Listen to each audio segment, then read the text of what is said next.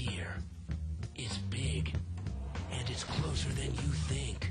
It's not a tournament. It's what you don't see on TV. The cash is real. The stakes are high. They bet big. They win big. They lose big. High stakes live action poker. Live at the bike. Watch it live on the web or play it if you dare at the Bicycle Casino right here in Los Angeles. Hello, everyone, and welcome to Live at the Bike, brought to you by the Bicycle Casino in Los Angeles, California. The first and only webcast of real action cash game poker. My name is Bart Hansen.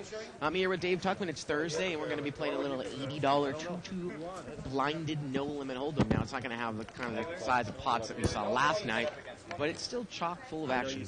Yes, it is. And we've got a couple of people that follow the show pretty religiously. They're going to play on the show. So let's get to the table and start introducing the players. Yeah, I love this game. You know what? We had its debut last week, and I'm a big fan of the $80 game. The game actually plays pretty big. You play it with green chips, and the chips fly around the table. Seat 1, we've got Sylvester, familiar face for Live at the Bike. There he is. Seat 2, we've got Tina. And Tina in Seat 2 is an avid fan of Live at the Bike, and she frequently emails us, and we really appreciate that.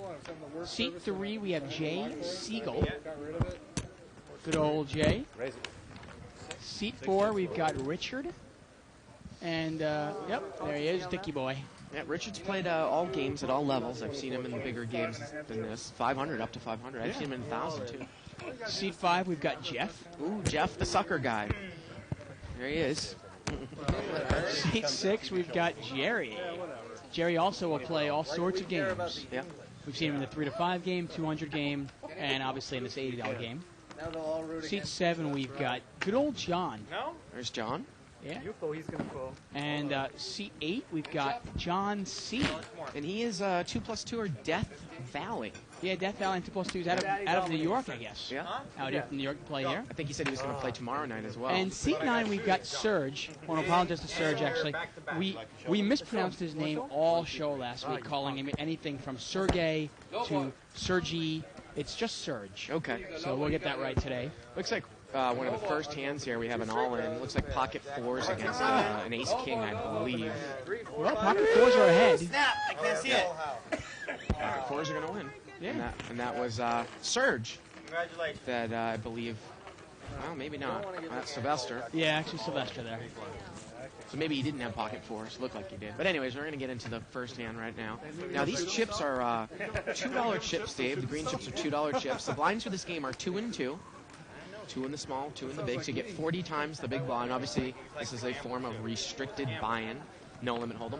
Now, Dave, we have actually reverted back to a smaller screen format. We had some buffering and streaming issues last night. And see if people, maybe write into us. You can email us at liveatthebike.com. See if it's any different tonight. If there are no problems, we're trying to kind of eliminate what had happened last night. We're monkeying with our technical stuff going on. Little race here by Jerry with Pocket Jacks. Seeing what we can figure out. Now, the funniest thing in the world is, and you posted up on 2+2, and I think it's actually in your Under the Gun column on liveatthebike.com, the hand after the exact we hand left last night. And if people caught the replay of the show or the end of the show, it was actually on right afterwards. We cut away. You couldn't see any of the cards. Pocket aces, pocket kings, pocket queens, and ace king. Yes. And all the money was in pre-flop, except for the guy with queens who actually folded. And again, after this hand, I'll go through what you had written up there if anybody missed it. But if you want to check it out, you can go to liveatthebike.com. On the left-hand side, you go to Under the Gun with Tuckman. Right. And I wrote about it. Looks like this one's linked around here. 6-way action. Ace 6-10 here. Now it looks like we got an ace-queen over there for seat number 7. That's John, and he did not bet. Seat 8's going to bet. John's going to bet his ace-3, figuring it might be the best hand. So John G didn't raise pre-flop, didn't bet the flop, and now Serge is going to call with middle pair. Tina's out of there.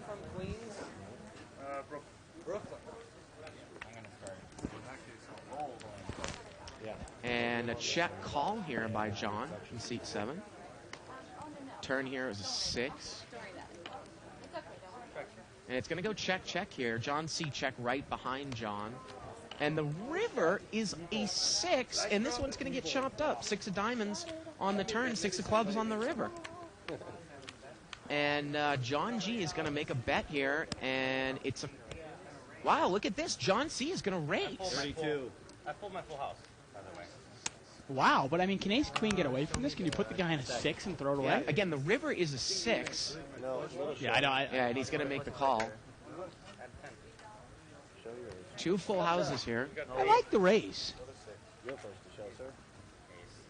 he was trying to get it off of a chop pop there. I mean, you figure you got the second nuts. The odds of this guy having a 6 are really slim. And you never know, you might get somebody, I mean, usually you'd never get anybody to throw away an ace there. But hey, you never know. You're playing against a real passive type player. Right. Hey, why not give it a shot? So what's the worst thing that happened? Here we'll go through what the hand was, Dave.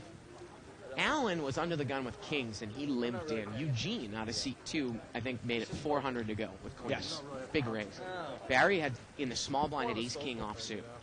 He called. Ken and James, in the big blind, has aces. He made it 1,400 to go. Alan then pulled the limp re-raise all in for, I think, 4,000 or 3,000. About 4,100, actually. Eugene thought and thought and thought, and mucked the queens. Pretty easy laydown, I think. Yeah, it is, but it was a good laydown for Eugene there. I have to give him credit. Barry Woods calls Allen's all in. Yes. Then at that point, Ken is like, well, the pot's big enough. I'm going to move all in on the side pre-flop against Barry. King, Jack here, rainbow. And seat 4 is going to come out and bet here with the Stone Cold Bluff, 6-3 of clubs. It's a rainbow board. And it's probably going to take it down. And the amazing thing about the flop was that Barry Woods had ace-king with the ace of clubs. Allen had pocket kings with the king of clubs. And, of course, like I said, Eugene folded queens. And just to note, actually, Allen was in the worst shape because he had the king. I want to say he had the king of diamonds and the king of clubs. And the ace of diamonds was actually in Kenneth's hands. And the ace of clubs was in Barry's hands. So, literally, and obviously since since Barry has ace-king, Allen has one out, folks. And the flop came queen 4 deuce, all clubs. Eugene jumps up out of his chair, livid at himself. Obviously, he would have flopped a set of queens. 3 clubs, so Barry can catch a club. Turn was a blank. Allen now has one out to win, the case king, and it came on the river. King of hearts. And Ken actually ended up pretty much breaking even because he won on the side against Barry Woods. Yeah, actually, Barry obviously had about 9 outs there. Well, a little less, probably 8 outs, 8 clubs left. 7, right? Well, 3, 4, 5. Oh, you're right. 8. 6. Yeah. 8 more clubs, right? Ace king of clubs here for seat number 8. Speaking of clubs. Yeah. And we have a raise. 3 players. Queen 7-6 here. Wow, nice flop. Wow, look at Jerry. He's got bottom 2 pair. And John C's got overcards with the flush draw. And look at this. Jerry is going to come and bet here. 30. $30, bottom 2 pair. I don't see John C getting away from this with overcards and the flush draw. All in, 30. And he's going to move all in. Yeah, he's moving in. And Serge is going to get rid of it here. No, it does not. Now, again, Jerry's got bottom 2 pair here, and John needs some sort of running 2 pair or obviously clubs. I mean, most of the action in this game will take place on the flop, folks. Yeah. Turns a queen. Well, now John could catch an ace, a king, or a club. Yeah. Oh, and the river's a 6, and Jerry is going to fill up. Yeah, the turn card obviously almost kills it. I hate that turn card. And Dave, we were looking at the pre-flop hands last night, and then yeah, we were just winding down from our show, obviously. We're looking at each other. And then we look up, and we glance up, and we see all this money, and then we look over at the hands, and we're like, oh, my. So we tried to turn our system back on. And if you actually checked out the replays, you could catch a little bit of it, which is pretty cool. But really a phenomenal hand. Turns out on the flop, Eugene would have been in the lead, but he had folded. Yeah. Barry actually had 8 outs. All the clubs would have given him the nuts. And Allen, with only 1 out, hits his out. Allen ended up winning about 13,000 of the pot. Canna won about 14,000. And we had one of the biggest pots there not captured at Lobby Bike. Yes. I believe this one was limped around. And we can see some of the cards do here. not have 8-6-3 rainbow on the flop. Well, Jerry and John G both have top pair. They share it. Yep. And we're getting a bet here from Jerry. 1-6. And John's going to call. On my 3 sixes. Raise it to 32. Wow, no, John's going to raise it up here with Jack 8. He's got top pair. Not much of a kicker. He's going to raise it up to $32. There's a little mini re-raise. Well, I mean, maybe he's going to try to figure out where he's at. I mean, we're not really that deep stacked in the game. I mean, at that point, can you just make a call with Jack 8? I think it's almost a raise or a fold, isn't it? I mean, Well, you're yeah. almost playing it like a limit game, but I mean, this is a restricted buying game. I mean, but you so often point out that you can just call once and see what happens. Right. But I'm Maybe see actually what you have. surprised Jerry's going to call this with Yeah. 10-8. I mean, what can you beat? Yeah, but he does make the call. And the turn is a jack, and now John has jacks up. I want to say Jerry's actually drawing dead here, isn't he? Yeah, he is. And John's going to move all in now. Jack of diamonds on the turn. And Jerry said that was a scary card for him. But I would imagine almost any card would be scary. Yeah. Because if a 10 comes out, if you put your opponent on 7-9, the 10 gives him a straight. You know, what really can you beat except a bluff? Wow. Again, interesting you hand. can email us at liveatthebike.com. Questions, comments, suggestions. As always. One thing cool about our last night's game, if you want to play in a big no-limit game, folks, the Right. Bicycle Casino is the place to play. Last night's game, first of all, we had 2 games plus a board for the better half of the show. Yeah. And at about 11:30 or so, about an hour and a half after the show ended, one of the games broke. But the other game went on all night, Yeah. all morning, Yeah. until about 4 o'clock today, Yeah. where we actually had to kick them off the table because we had some technical stuff to work on. Right. But we're talking about a 25-50 game that went on through the night. 5-way action here. Ace 4-8 with a couple of hearts. We got Ace 8 over there for seat 4. Look at this Broadway up there, huh? Again, Ace 8 for seat 4 has got top 2 pair. And seat 4 is going to bet. 18. He's going to bet 18. Yeah, I don't think anybody can do anything here. This is probably just going to go bet and everybody folds. Huh? Surge had raised it a little bit pre-flop. I like this hand. I don't want to throw it away, but it's So Richard actually bet right into the top 2 pair there. Yeah, well, Queen 10 of diamonds there. Surge likes the hand. It's a pretty hand, but I like when you flop Ace 4-8 with no diamonds up there, Yeah. time to say goodbye. well, obviously those people can't. And Surfing the Line, I actually made a nice post here on 2+2 saying that, I think Barry Woods at that point thought that he had pot odds to call with Ace King. I think he needed to make he had called 4,000 for what was like a $19,000 pot. Now kind of puts it all in, and it's a $27,000 pot. Another 6,000 or so for him to call. But is it really a pot odds You know what? equation? Right, in the end of it all, though, it might not be, but in the end, I think he looked at it and he kind of said, you know what? How about you? I'm here to gamble. I'm here to have a good time. Yeah, Barry's not a professional players. poker player. yeah. And you know what? It's his money. 5-way action here. And it was funny. He said right after the hand, I talked to him about it. And he goes, you know what? During that little time, it was a lot of fun. Oh, The I'm excitement sure. was just, I got Yeah. pumped up about it when I was Yeah. rooting for that club. Jack 9 here. Surge is open-ended. Gets checked around. The turn is an ace. And now it looks like John C there in seat 8 has the best hand. He's in the big blind. He does not bet. And it's going to get checked around again.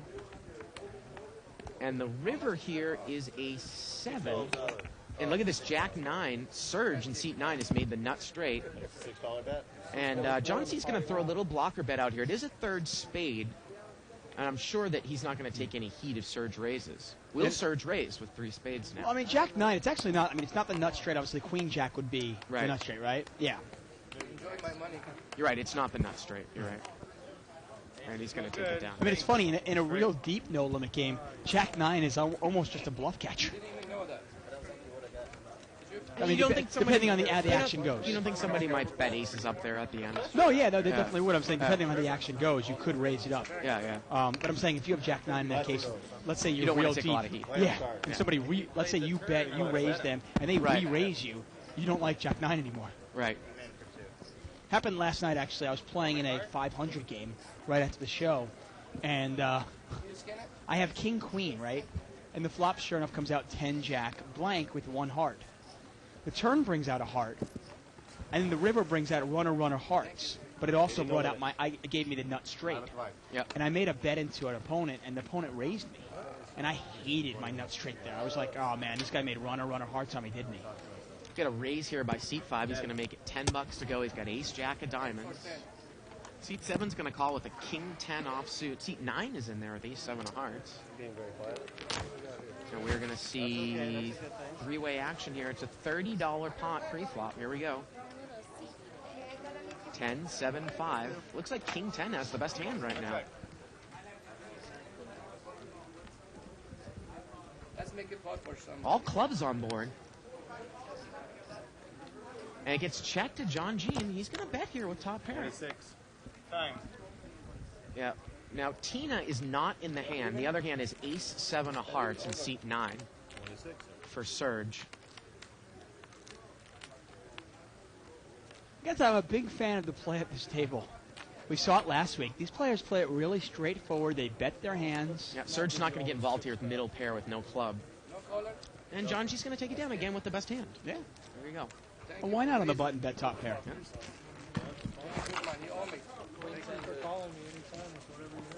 And again, for Eugene, that was a nice laydown for queens there. You know, at that point, you might even lay kings down, Dave. You got to figure somebody's got aces, right? Put your chip up, sir. Yeah, raise and Yeah. re-raise. Well, when Yeah. Alan re-raises, you know it's minimum queens, maybe kings or aces. I don't know if I've ever seen Alan make the limp re-raise move before. Have we? Well, when Alan pushes, he's got something big Yeah. usually. You just don't see him making moves very often. 10. 5 chips. 5 is not good. Let's make the pot for Wow, we got a couple ace kings here and pocket queens. Seat 3 is going to raise, 40. and seat 7 is going to re-raise with queens to $40. Got some big hands here, huh? Yeah. Ace, king, queens. And seat 9 has moved all in, and the other ace king has moved all in. gamble. And Now this John G here, he's got some more chips, and he's going to make the call. Now, this is obviously a big difference in restricted buy-in games and an unrestricted game. Now, Yeah. last night, you could look at this and go, what are these guys doing, right? Right, But right. in a restricted buy-in game where you're only in there for $80, you'll see this. Nobody's going to get away from ace-king pre-flop. Nobody's Right. going to get away from queens pre-flop. Dave, this pot's going to be about $240, about $80 from each player. Really live low ball. All black. And John is in great shape. Yep. We need some low ball. John is probably like, I want to say like, probably close to 80-20. 75 to huh? 80% here. Yeah, I mean, Serge and especially Jay, now. of course, are sharing their cards. Well, the turn's a queen. They could catch a jack, an ace, or a king here. actually, John's got Excuse me. You're right. Just a jack. He made a set of queens on the turn there. And the river is a 6. And John is going to triple through. Yay. Nice play there by John. Nice hand. Always nice when you have queens and ace, king against you. That's funny. In a cash game, in a big cash game, a no-limit game, if one guy moves all in, another guy moves all in, and you have queens, you probably think you're probably behind in at least one spot. Right. Yeah, you're right. But in a tournament or in a smaller restricted buying game, you might very well be up against ace-king both places. Well, again, sometimes you have to live and die by ace-king in a tournament, especially if you're in a short stack. Yeah. It's definitely a hand that you can push with in a tournament. Yeah, I don't like to call with ace-king. That's 3. You know, unless I have a lot of chips. You know, Or if you don't have any chips and you need to call. Right, That's yeah. It's the opposite, you know. Queen Jack here on the button. We're going to see a couple of limpers.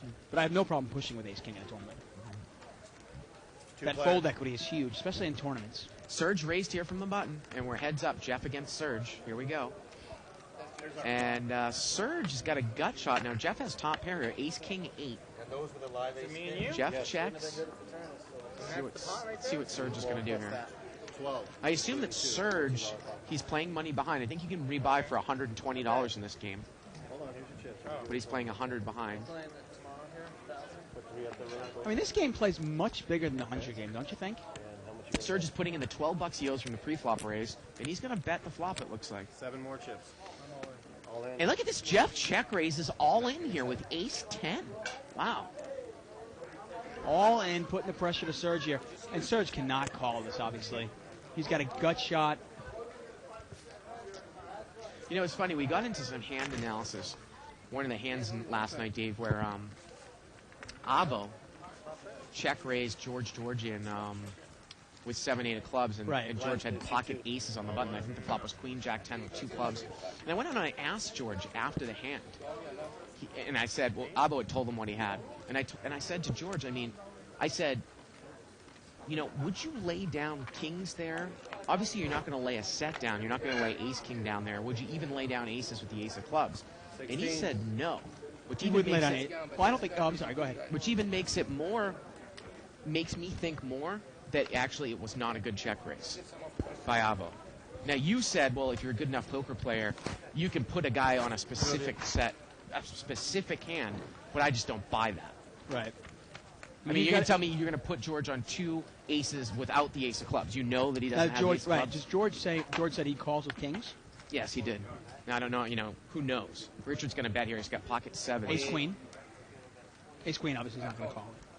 I Unless he actually has the ace didn't of ask that, clubs. but I wouldn't imagine he would. Unless he has the ace of clubs. Yeah. Ace queen with the ace of clubs, he might call. Richard makes a bet here, continuation bet, and John calls with King Jack. $28 bet, John calls, and the pot's about $80 as we go to the turn. Turns a deuce. Now, John kind of has a trap hand here, but Richard's going to shut down. King ace.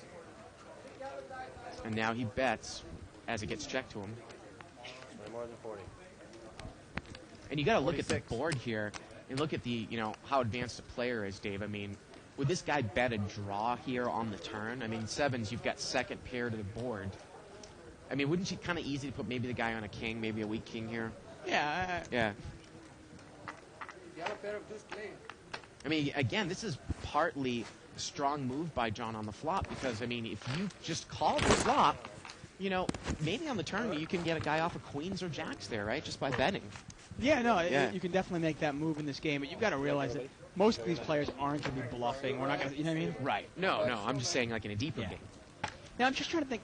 Wait, now the flop last night was Queen Jack 10. We're talking about the hand, obviously, between George and Avo, big hands.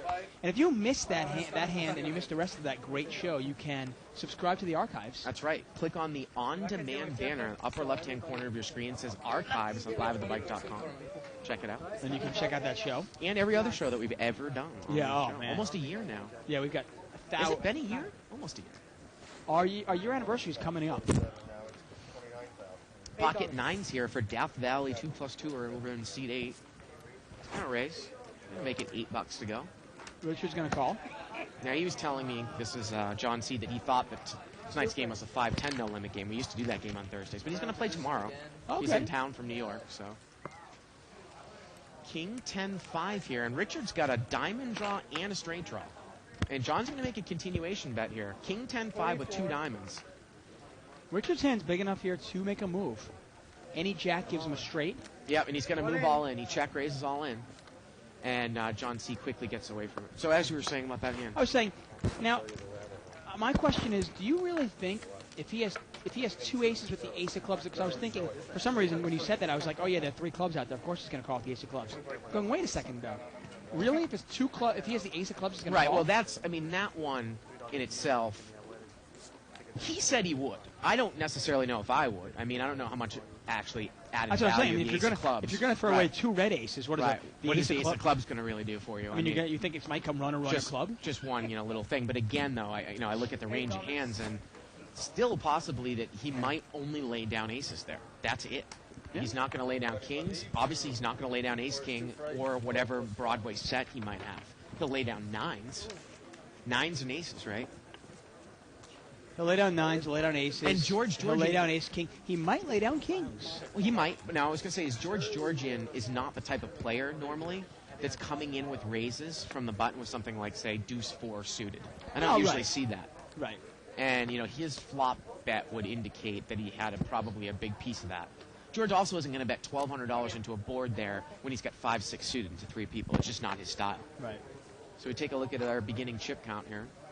John with 250 there in the Yeah. lead. Now, these guys all bought in for 80. A couple of them have rebought. But this will give us a nice gauge of how they're doing tonight. 6-way action here.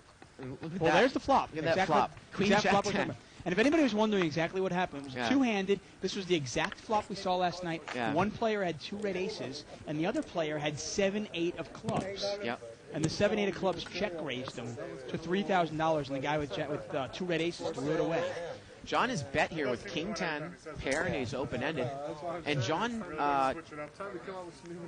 C here has called, and seat 4 has called. Turns a 9. Well, they've both gotten there. Sylvester is not in the hand. Seat 4's got King Deuce. Yeah, and everybody has a straight now. And look at this. Seat number 7 is going to bet with his straight. But Richard's actually on a free roll here with the deuce of clubs. And he calls, and look at that. John C. got away from the hand, Dave. Was he there on the... He folded the straight there with 3 clubs, with the Wow. guy to act behind him. Rivers a 7. They're going to chop this up. And people might say, well, what is he doing folding the straight? Well, it was a 3rd club. He does have a guy to act behind him. And somebody could have ace-king. Yeah. You don't have the nut straight. I mean, that was Yeah. the question I throw at you. If you think he's only going to throw down aces, then obviously the check raise is bad. But if you think he might throw down ace-queen, you think he might throw down kings also. I'm not gonna go all in against you. I mean, he's only open-ended there. I mean, Abo, I was trying to point out that Abo could have ace-king already. Right. Chop it off. Very feasible for Abo to have ace-king. And they're going to chop it up here. Well, I mean, you know, I mean, it's feasible, but when you have 2 aces... Oh, I see what... Well, Kings. That means you're just open-ended. Would you call a $3,000 bet with an open-ended straight draw? right, and an overpair. You know, I mean, I guess it's feasible for Abo to have ace-king there, but I have 2 aces, so I'm looking at what is the likelihood of that. It's a little bit less. Right. But what I'm trying to think of is what Abo is trying to put him on. I'm trying to think of hands that Right. if you put him on a lot of hands. I mean, I'll just put you in. I'll put you in. If I put you in George's spot, let's say you have pocket jacks there, okay? Now you're going to call off your money. I know that. I know you're going to make the call, but are you comfortable with it? Aren't you at least scared that the guy might have the nuts already? He might have ace-king, have the straight. Remember, you raised $400, and he smooth called your $400 bet. What might he have? Actually, the funny thing about that is that, you know, talking about making tough laydowns against certain players, Yeah. you could lay jacks down in that spot, I think. Now, I don't think you're going to lay queens down, but jacks is another. You can't beat queens or kings. Remember, Abo did smooth call in pre-flop raise. I mean, that's what Yeah. if you start thinking of all the hands that maybe you lay down, well, then you're saying if you might lay down jacks, well, then you might definitely lay down tens. John G here, he's flopped a flush. And Serge is going to bet $6 here with middle pair. So seat 7 is checked the flush from up front. Let's see if he's going to get a big check raise in here, because we've got a few callers. This is the bet. I like And he this is. kind of bet. Okay, He's going to raise. Hey, he's straightforward. I love it. Nobody will believe him, right? Ray 34 more. 334 more. Again, sometimes I talk about... This is the type of hand sometimes with bottom 2 pair, Dave, or 2 pair on a very connected board. 17. Or smopping a small flush. You know, you make a bet into Appreciate that. a limped pot, Right. and it's only like a small pot size bet. It might not drive anybody out. Whereas you can't grossly overbet the pot from early position, but you might be able to check raise, get some money in there, and drive everybody out. And I don't think Jeff's going to go anywhere. He's open-ended here with the king of clubs. Yep. You called him. I called him. He's a good player. Not me, man. I'm a donkey. Now Jerry here, he's got top pair, but he has no club, and he's got a garbage kicker. I don't think really his hand is worth anything. Yeah, no, I don't think. I imagine Jeff is going to at least call. He might even raise. Jeff did call. He did. Okay, well, Called on Jerry, the this button. is an easy laydown for Jerry. Gentlemen, knock yourself out. Yep. So we're gonna see a turn here, and these guys are fairly deep for this game. Oh, the turn's a club, Wow. and Jeff's got the second nuts. Yeah, he's got it here. John is drawing I dead. look like such an idiot if you got that ace, but I'm going all in. All in. And Jeff is gonna move all in here, and he says, "I'm gonna look like such an idiot if you have the ace." He's gonna make it $120, and you know what? John G has him covered. This pot, folks, is The fact that all about, your chips aren't in there right now. tells I me want to that. say about $250 or $300, $146 to call. And you hear what John said, he goes, because the fact that your chips aren't in there yet, Yeah. I like my hands. You're killing my hand. Well, great laydown. Yeah. Great laydown by John G there. Really good laydown. Well, you know, the thing about Jeff is that, you know, it's really difficult to put the guy, I don't necessarily know if I don't know if I would make an all-in bet there, but you can't put the guy on an ace of clubs. No. the way Unless- that he played the hand. I mean, he's going to check Yeah. raise with the ace of clubs, well, maybe, and then check the turn. I highly doubt it. I mean, it looked like he didn't want to call on Yeah, it. rarely Yeah. at this level. Yeah. It's almost like I hope that. But hey, give him, a lot of people will And almost. and I was going to say, maybe Jeff thought he flopped a flush, or maybe even flopped a set, and thought that, sometimes people can't get away from it even when the fourth club comes when you flop the flush. And if he had a set, he still might have called. Yeah, I mean, I think they were just pretty much playing their hand. Yeah. Pretty straightforward here. He has Yeah. the 10 clubs. I'm putting my money in there. I like John's laydown. A lot of people, especially at this level, will almost, in spite, throw their chips in there because Right. they're mad and they go, well, screw it. I can't throw away a flush. I don't care. But he threw away. Nice hand. Nice laydown. What I thought was you had the ace and you were going to say No, when it, I really didn't think it out. I'm so happy to hit my card. I didn't think it out. If he's got the ace, he's going to call my right. If he doesn't, he's not going to call that kind of a bluff. $9 raise. Goes on to the card stuff. Oh well, I'm still learning. So you can learn and win. Yeah, I've been playing this game for 3 years. I'm learning. And Put that one down as something to I don't. Got ace queen here for seat 9. I'm probably say over and over again. Queen 10 in seat 5. He's badly dominated. Let's see if I get a raise out here. It's a big blind, Serge. He's in the big blind with ace queen. Yep. Can be a hard hand to play out of position.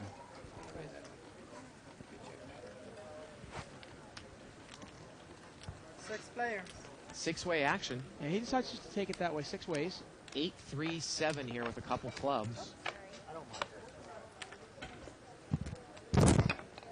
And Sylvester's going to put some money in the pot. He's got 10-7. He's got second pair, 10 kicker, and I actually think he has the best hand. Nobody has an 8. Two players. Turn is a king.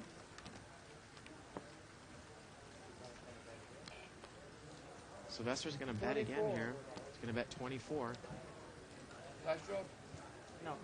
I think you had a flush draw. That's what I said. And if people are having some streaming issues, we apologize. It's interesting. I hate to keep carping about the hand because it's such an, but it is such an interesting hand when you have somebody check raise with a huge semi bluff, and you get somebody to lay down aces. Right. I actually thought the hand was played really well on both sides. I thought George made a good laydown. Difficult laydown, but I thought it was the right laydown. $8. And I thought Avo's play was really well done. I know, I'm not just. I thought it was just good poker. Two good poker players going at it heads up. 16. Got a raise here Sorry, no. by Just call. I just called. Tina, Just call. I believe. Ace king of clubs. Ace king of spades. You don't care, do you? All right. And we've got 3-way action here. 3 players. Ace 9 queen here. Couple diamonds. Yeah, John is open-ended here.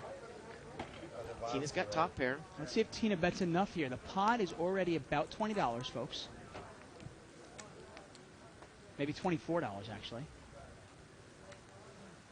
She's got some chips in her hand. Looks like she's... $30. And wow, and she's going to bet 30 into about a $25 pot. And look at that. Seat 7, John is going to call with the open-ended straight draw. Sylvester quickly lays down his 3s. And we've got now about a $90 pot to the turn. Turns at 10. And the turn gives John a pair now. He's got more outs. All in. And she's going to move all in. Yeah, she's put the pressure on him. And I think she said $26 more. The pot is now, I want to say, 116, 26 to call. And John's John- going to make the call. Yeah, John needs a jack obviously would not help because that would give Tina the straight. He needs a 10 or a king or an 8. And there's the 8. Spade drawer. Got the straight. And he gets there. John gets there with the open in the straight draw. You know what? The pot was just too big for him to go away. Both players played it well. He just got lucky. Sometimes you got to just kind of tap your, tip your hat to somebody because you go, you played it well, I played it well, you got there. What are you going to do? You realize on the turn there when he picks up a pair, obviously he doesn't want to jack because that would bring a straight for anybody who has a king. But an 8 gives him the win, a king gives him the win, and a 10 gives him the win. you got to look at it and going, wow, well, I probably got 4, 7. I've got about 9 outs. You know, I'm probably getting about 6 to 1 on my money. With 9 outs, I got to go for it. And he did, and he takes it down.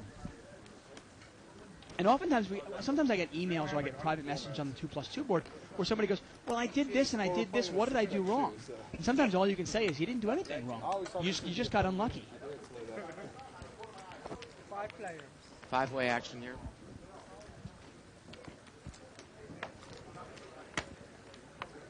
$6.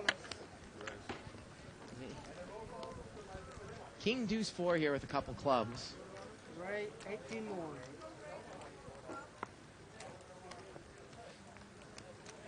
Got a bet and a raise here.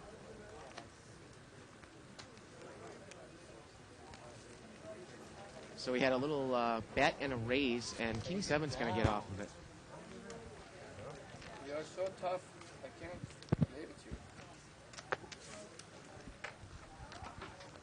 Yeah, make it positive. And there you go. It takes that. I got to say, I recommend, if you're having streaming issues, it's not on our end. We want to let you know because we've been checking it out. I would recommend throwing your PC in the garbage. Go buy an Apple. PCs are garbage. Windows sucks. Well, the people on Apple will love to hear that. This is the truth, okay? I speak the truth. I have a PC. I hate it. Can't wait to buy an Apple.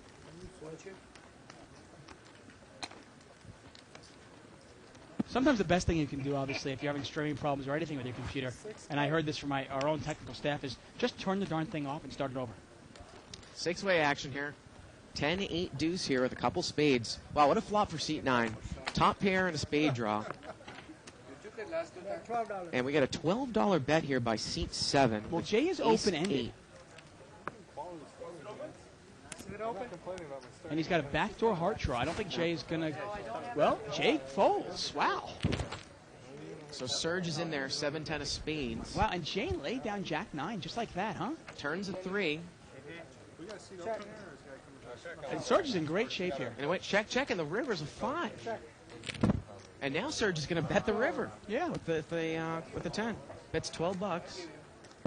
And John correctly said, I'm going to give you some money. Yep, and he did. Takes it down. I think Serge kind of confused him a little bit. He thinks, wait a second, was this guy on a spade draw? Right. Okay, well, he missed. Well, he's right. Serge was on a spade draw, but he also had the 10.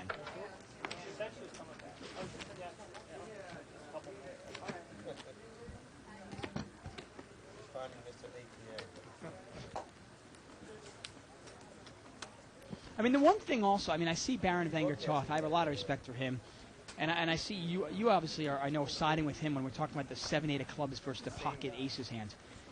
The big thing also that people have to realize that check raise by Avo was on the flop, which means if you call that bet, you're going to be faced with a bet on the turn and the river possibly, and you're probably meaning if you're calling that one, you might have to go all in, and you have no idea where you're at.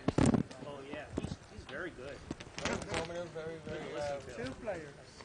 Kind of takes over, but I like. He's not a bad player. King deuce here Commentary. on the flop. Good metagame. Interesting flop here. Oftentimes, if you miss this flop, people get scared of it. But Sylvester correctly realizes that, you know what? As it missed me, it probably missed my opponent also. And my ace high is probably still the best hand, and I'm going to take this down, and he does. Everybody in the world. But we've seen so many times somebody will raise with the ace queen, right? The flop comes out Jack 4, and they go, oh, man, I missed it. He didn't start it. You got to realize that obviously, if you missed it or the flop looks scary to you, good chance it looks scary to your opponent as well. I like that. It's the only book I actually keep. Really?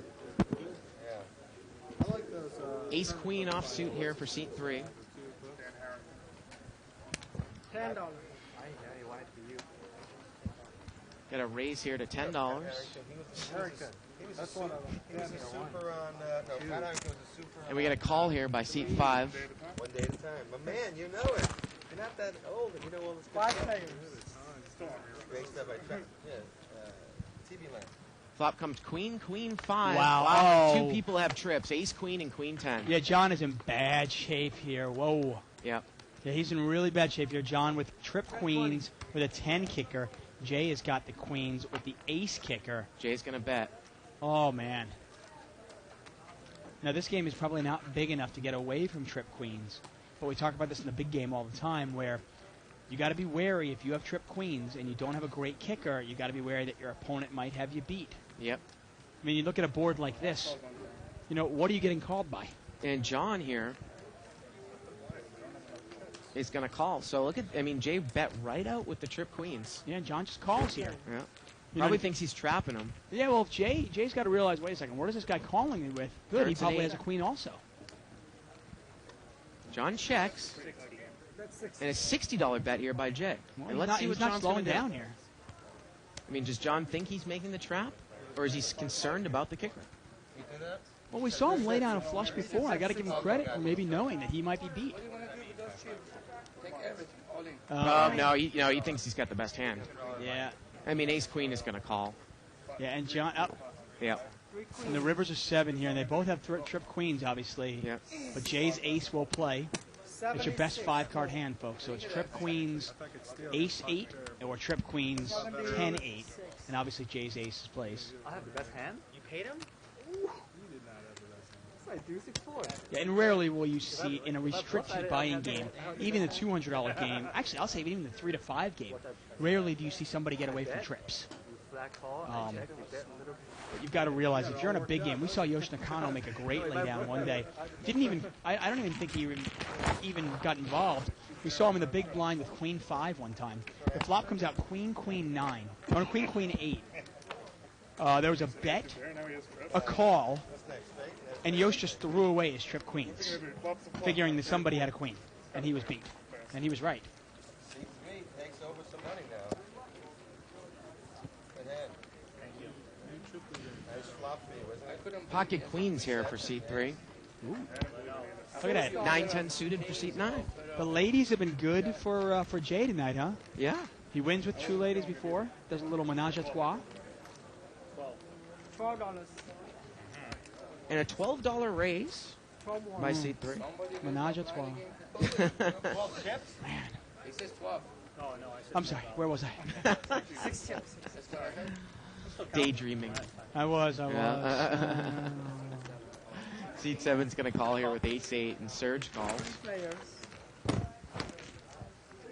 3-way action. Uh-oh. Let's see if Serge gets in trouble here. He's got top pair. Yep, but Jay's got the overpair. Uh-oh. And Serge is going to, he's going to come out and bet from early position. Yeah, I don't know if Serge has got enough money to get away from it. Just a bad luck hand here for Serge. Yeah. Unfortunately, sometimes these restricted bind games, they play a lot easier because a lot of the play is obviously taken out of it. It's inherent short stack poker. It's almost annoying to me sometimes because sometimes I'll have 10-9 like Serge. I'll Right. bet, and Right. the guy will re-raise me all in, and I'll be like, man, I'm getting like 4 to 1 It's on my almost money. like, I have to call. it's almost like a limit play. It's like a limit game almost. It drives me Yeah. nuts sometimes. But I mean, I think Jay is going to raise this, and I think Serge is probably going to. Wow, he folded. Jay folded queens. Are you kidding me? What the hell? Did he misread his hand? Did we misread the hands? I had queens. No, I'm getting word from Ronnie that he had queens for sure. I'm amazed. But we did see him before lay down Jack 9. Right. I mean, I can't believe in a flop like that. 10-6-3? Man.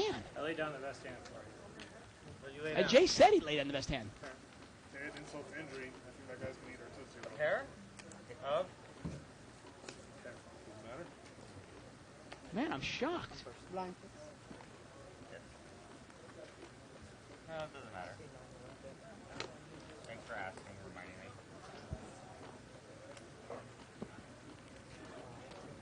I'm gonna be in the pot too. If you're having a problem with the feed, I'd like to blame Joseph Hashem. It's all his fault. If he had showed up last night, then we obviously would not have these problems. 5-way action. 10-3 deuce here. A couple Let's just diamonds. blame Australia. Come up with a new song. I love that Blame Canada song. Blame Canada. Blame Australia. That was on South Park, right? Yeah. Great song. $10. And It got jobbed. It should have won the Oscar that year. yeah, Jeff is going to bet $10 here, and Jerry, he's going to raise with his draw. There you go. Nice semi-bluff here. I love it. Makes it 30. And I think this is probably going to be enough to take it down. I can't imagine Jeff calling with just 2 black Yeah. 6s. Wow.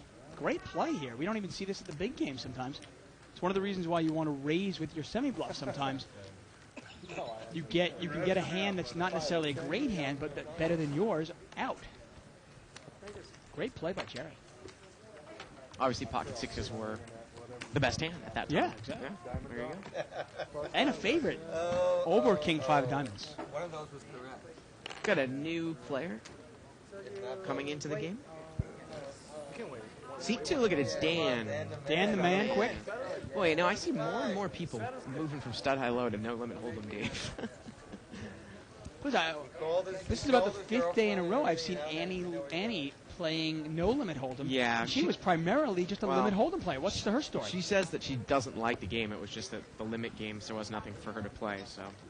Yeah, but she's playing non-stop no limit. What, she doesn't like it every day?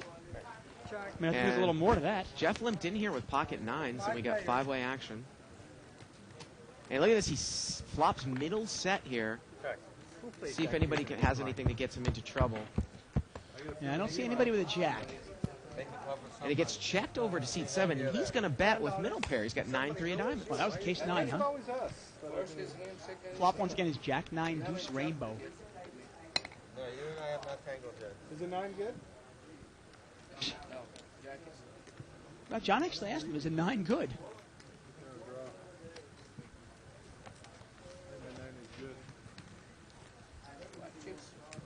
Well, let's see how he's going to play it, Dave. He just calls. Turns a queen. Yeah, and it's getting uglier and uglier for John here. I can't imagine John throwing much money in there. Well, he's going to bet here again. Yeah, he puts out a little dinky bet. Enticing enough. It is indeed. And Jeff is just going to call. He's That's playing amazing. slow the whole time. And the river is a jack. And I bet you Jeff hopes this guy has a jack. He might put in a nice hefty bet here on the river. Well, I think you should. Hoping the guy has a jack. It's funny, though. He played it so slow. I mean, that's not a scary board to you. I mean, when does a 10 or a king Right. come off? And now he bets. I mean, obviously he was in great shape. John's only got 9-3, but... 24. See, I made a pot for you. You didn't believe me. $24 bet. And then Jeff shows the set of 9. I mean, it's funny there. I mean, if a 10 or a king fall off, Why do I have to pay? You know, You're doing it for me. and the other guy, he backs into the straight, hey, there you go. Why? He's betting for me. Button moves over here to seat 9. Email here from Vardan Balyan. He says, please don't talk trash about Windows. It's not the Windows issue, it's your hosting. And that was Dave. Hey, no problem with it. I'm very anti-PC. I'm a fan of PCs, I gotta tell you. You would be, Bart. $6. Just to piss you off, Dave. PCs, $6 I gotta tell you, raise here I've by always seat been 8. a PC guy. They suck. They just suck. 3 more or 3 total? Total. My hand was down. Barely. And Dave was also joking when he said it was a problem on everyone else's end. Your end. Get some people riled up here. Hey, well, obviously, if they can hear me, they're not having problems. No, I don't think that's true, Dave. Oh, Turn here is a 6. I thought that's what they're complaining about. They can't hear us. And the river here is a 7. Looks like pocket 8s are good. Gap straight. Is that good? Make a pot for somebody. 22. And seat 7 here is going to bet. He's missed his draw. He's going to come out and bet 22. It might work. Nobody has a queen. Nobody has a jack. Nobody has spades. Yep. Can you get John C. off the hand? And John folds. And look at this. Nice bet Here here we by go. John. He Gonna takes take it it down. down. Good bluff. Good bluff. Well, supposedly, hey, there's no streaming problems in the Netherlands. Ah. I don't think there are any problems in the Netherlands. No. I long for the Netherlands.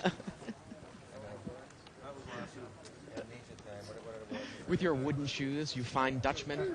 My wooden shoes. Me and my two And your- queens, your- I can go out there. Your windmill in your yard. I'd love a windmill. Yeah. Life would be good with a windmill. You know, they talk about wind being really the power of the future. There's something you don't hear every day. Thank you. Thank you for sharing. 4-way action here, limped around. Jack 10-9, couple spades. Kind of a scary flop for... Oh, look at that. And Jay's got a nice hand. Straight draw, flush draw. Jay has just called the bet.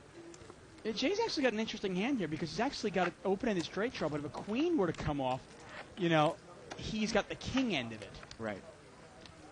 And if a 7 comes off, he's got that too. Obviously, he has a spade draw as well. But we've been seeing Jay's been making huge laydowns. I'm not sure if he'll get involved. And the turn's a king. He's got the straight. Check. And Dan's going to check the straight from up front. And now Jay's going to bet. Now, 12. this is what's interesting here. I apologize, actually. Now, Jay actually has got a pair with his flush draw. Right, but Dan's got the straight here. Yeah, you wonder if Dan is going to raise this up here. I think you have to, don't you? Yep. He is going to check raise. Dan the man. Funny, if you're Jay there on the turn, do you check that turn? Because you want to see a card? You don't want to get check raised off the hand? So Dan has made the check raise. And I can't see Jay calling this. I mean, the way Jay's played so far.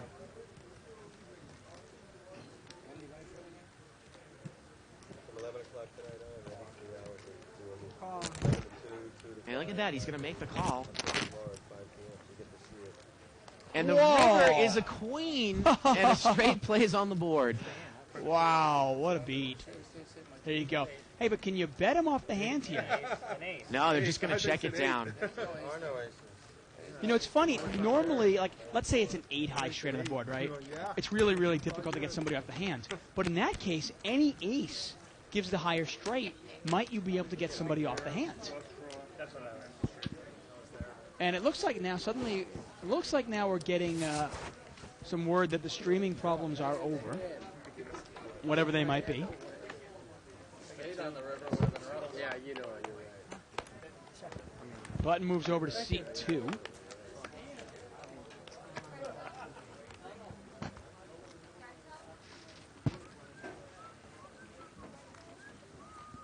But do me a favor, if your stream was bad in the beginning of the show and is now good, let me know. Email us at live@thebike.com. Do appreciate it. Like I said before, we're always trying to, upgrade our technology here to make our show better for you. And once in a while, we experience some difficulties. Ace 3-2. Couple of hearts out there. Looking around now. Seat 1, Sylvester's got the heart draw. He also has the 4 in his hand. So he's got a wheel draw and a heart draw. And he's going to bet $24. He's in the cutoff seat. It got checked around to him. And I don't think anybody can call this. Thank you. And nice semi-bluff here by Sylvester. And he'll probably take it down. He does. Well done. Obviously, you have to understand that, obviously, we're working with a new technology here, a live stream, a live show streaming on the internet. And, as the technology grows, we grow. And like anything, there are going to be some growing pains. So please bear with us.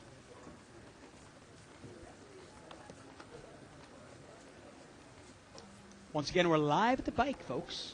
Watching No Limit Hold'em. It's a restricted buying game, $80 buying game. Blinds are 2 and 2. Action is usually pretty good in this game. We got pocket aces in seat 5, and he is in the big blind. Seat number 2 is going to raise it up to $6 with pocket 4s. We get a call out of Richard, and let's see if we get a re-raise here from Jeff with pocket aces, a couple black ones. And sure enough, he is going to re-raise. 24. And he makes it 24 to go. Pretty hefty re-raise there. Let's see if anybody gets involved here. John with Queen 9 suited. Looks like he wants to play. See, my nemesis is always right there. Any caught on in? Not really a hand I want to get involved with. Not with a Queen 9. I'd sooner call. I mean, this is almost too big a raise to call at all with a suited connector. But I'd rather call it, say, with 6-7 of hearts, not Queen 9 of hearts. My queen is too easily dominated. Just in case Jeff was raising with pocket queens. Or aces in this case. And wow, and now Dan is going to call. That call is going to bring Dan in. And you wonder now if Richard's going to call with a suited king. And no, he's going to throw it away. And the pot is quickly about $75. And look at that flop. Wow, ace, 10, 9. Pocket aces hits a set here. Jeff's got trip aces. Check around. Well, and the turn is a king of hearts. Now, this is interesting here. John has got a gut shot straight draw plus the flush draw. If he catches a jack or a heart, he is going to break Jeff. And now I think John can't go anywhere. And he's going to, yeah, sure enough, John's calls. Dan obviously is going to throw this away. And Jeff is going to have to dodge a jack or a heart that's not a 9 or a 10. And if wow, and the river is a deuce of hearts. Wow, look at that. Backdoor heart draw gets there. Jeff slow plays it. And whoa.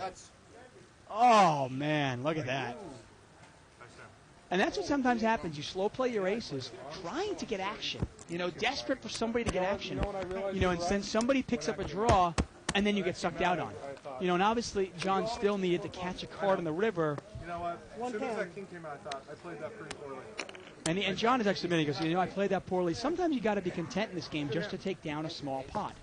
You know, you can't always win the big ones. A set of aces gets cracked. You ever had just a sudden swing of nausea to the point where you need to get up and walk around? Yes, I have. Yeah, that's what I'm going through right now. No, yeah, you I just took a walk outside. I've been a little lackadaisical tonight, Dave. I'm going to do this on autopilot. Okay. Let you drive the ship here. Well, it's okay. Nobody can hear us anyway. Do the best I can. I don't even know. I ate. You ever hear? Wait, I was gonna say. You ever hear those radio shows? I actually love those like 4 a.m. radio shows, the sports talk radio, and they start talking about some gibberish, and somebody goes, "What am I even talking about?" He goes, "Well, please, nobody's listening to us anyway." I love that. I had some lox. Bad salmon, huh? Well, yeah, but don't you usually get problems with your stomach if you've got if you have like problem with the food? Yeah, well, it can affect you in many ways. You never know. 5 players. Limped around 5 ways. Somebody send us some Pepto. Yeah, I don't know. It's not an indigestion thing. No? Well, we got it 4 ways, limped around. That's an $8 pot. Yeah. Ace, jack, jack. Actually, I want to say it's 5 ways. I think seat 7 has his hand as well. And if we can get seat 7 to put his cards in seat 8's window, that way we can see him. And there we go. Queen 6. Yeah, Queen 6. He's got nothing here. He's going to throw it away. I can't win every time you're not good. And Dan is going to take it down. We want to say hello to Dan's family. Yeah, what a hand there.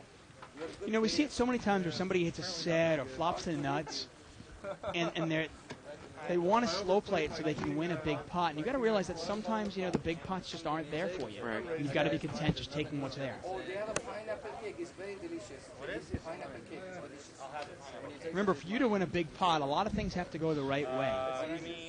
Apparently I'm not good enough. And that was one of those cases where, by slow playing, he got a $40 call, but he certainly wasn't going to get called in the river unless he was beat. 6. So this two more discs. And unfortunately, I can't believe we said goodbye to Tina there. She got unlucky and lost there real quick. And she lost their ace-king, and she didn't come back. I thought maybe she'd rebuy. Too bad. No action? No. Give him his money back then. Thank you.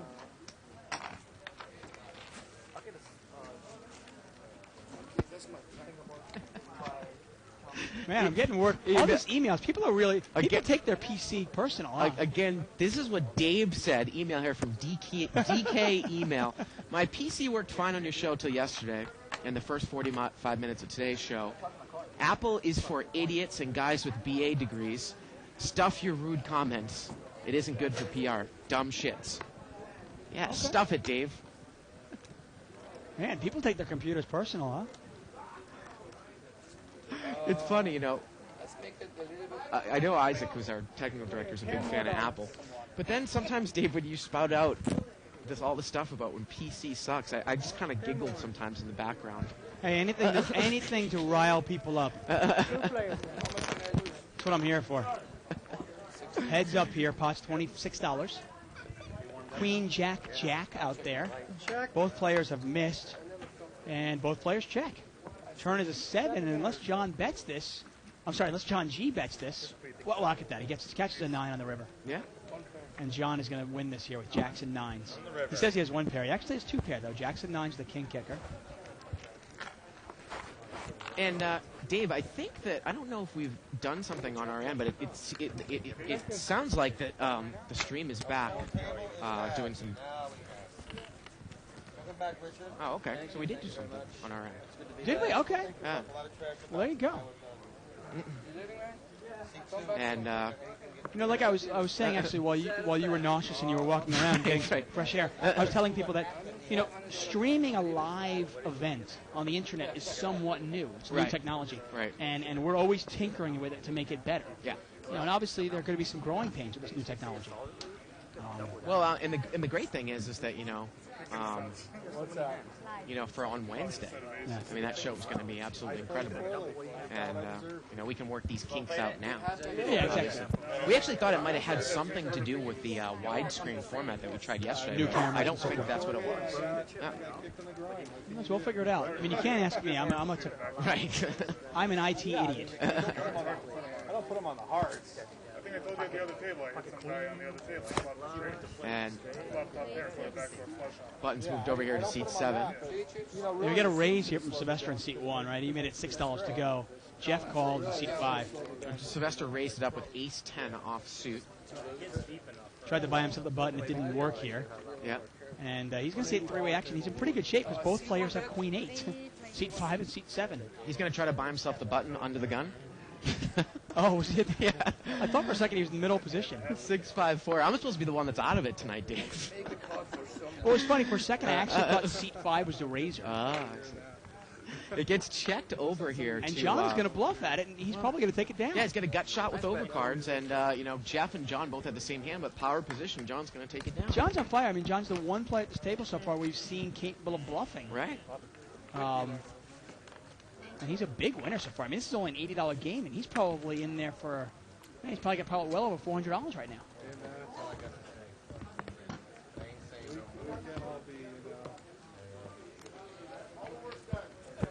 Serpent and Illini on 2+2 rides. They should change the show to 8 to 11 p.m. I got to say, I love, and Serpent Illini there, Jeff. He plays on the show all the time. I love him. I see him. I go, hey, what's going on? I tell you, he busts our balls so much on 2+2. Pocket Kings here over here for seat 7, and he just limps in the cutoff. I'm feeling a second wind here now. Are you feeling my nauseous back a little, you know, taking a back seat. Looks like the stream's working now. You're psyched up now? All right. 6-3-5 here on the flop. We got 5-6 of hearts. Top 2 pair there for seat 4. And John limped in with the kings. Is he going to go broke in a limped pot? Well, he's not going to go broke because he's got a lot of money, but... Wow, and look, all right, so we've got a bet here by seat 6 with King Jack.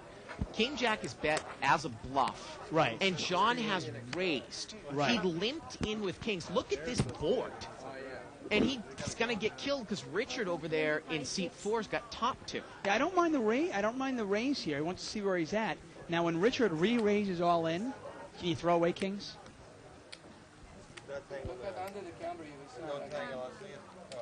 I mean, we talk about it time and time and time again about how if you're going to play a big hand slow, don't. I mean, is Richard killed. scared though at this point? I mean, he faced a bet and a raise. I mean, can you be losing the 7-4 or 4 deuce, or a set of threes even? He's going to move all in. Yeah, I didn't think he'd get away from it, but. And now, if you're John, what are you going to do? Yeah, obviously Jerry's out of the hand. He was only bluffing anyway, but now John, does he call here? You know, I actually did this hand out on our Pokulator. Not specifically this What's hand. the Pokulator?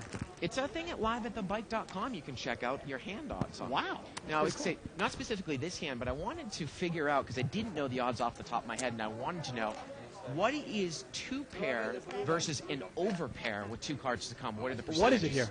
It is about, basically, 2 pairs about 75%. So Richard's about a 75 to 25 favorite. Yeah. Okay. Again, that works with an overpair. I don't have the absolute nuts. And it doesn't matter. If you have an overpair, it makes no difference if it's 2-pair or if it's bottom 2-pair. Top 2 or bottom 2 with an overpair makes no difference. And Richard is really demonstrating a lot of strength. You got to think about this. Seat 6 bet, Yeah. seat 7 raised, and now this guy has re-raised 2 players all in. Right. Minimum 2-pair, right? Yeah. Minimum. You know, he's not doing this with ace 6. Well, again, and you know, let's say this hand had played out a little bit differently. But, you know, Richard could be in there with 6-5 of hearts easily in a raised pot. I mean, let's say Richard made a check raise when John had raised pre-flop with kings here. Put the guy in a range of hands. If he has 2-pair, you're a 3-1 dog. Yeah. But if he has a pair and a straight draw, now, you know, it's a little bit different. Well, I mean, let's say I'm trying to think of a hand that maybe if a guy was really tricky, what might he have here? He's going to call this. John's King. going to make the call. If Richard maybe had 7-6, he'd still be in decent shape, wouldn't he? Let's see. I'll wait. Okay, wait. They want to do business at the 80. Got a straight already or 4-6 or 5-6? I think they were trying to talk about a deal. Oh, well, not anymore. Well, turn is a 6. There's a and full house here. John's Johnny's going a to need king. And the river is a 7. Nice There you straight. go. There you go. Richard takes it down. Now, I was going to say, some people will make this move with, say, 5-4. Right. Or say even 7-6, thinking, okay, well, this guy's, if I put you on aces or kings, okay, well, any 7's good for me, any 6 is good for me, and any 4 is good for me. I've got, I'm trying to think here, I've probably got 3 outs, 2 outs. I've got 9 outs. Okay. Right. Strong semi-bluff, obviously. A real strong semi-bluff, obviously. Yeah, you know, top pair and a straight draw, I mean, that's a great time that you could bluff somebody who's paying attention and someone who's willing to lay a hand down. Right. You know, if Corporation Mike, if I thought he had an overpair, well, that's not the time to make that move because there's no fold equity. No, exactly. Although against you, there might be fold equity. Right. Oh, you mean if I made that? You know what? I've never seen him lay down aces to any board, ever. Well, actually, I saw him lay down. Remember, he laid down jacks against Allen. Right. Not last night, but about 2 weeks ago. The flop came out like 7 high. Right. And he laid down jacks. And Allen actually had queens. But it was, out. it was obvious the hand that played out how that Allen had, a higher overpair. And jacks are a lot different from aces. Yes, they are. Remember, I mean, he wasn't scared of trips. He was scared of the fact that Allen could have a higher overpair. Exactly. Ace 6-6 here on the flop turns an 8.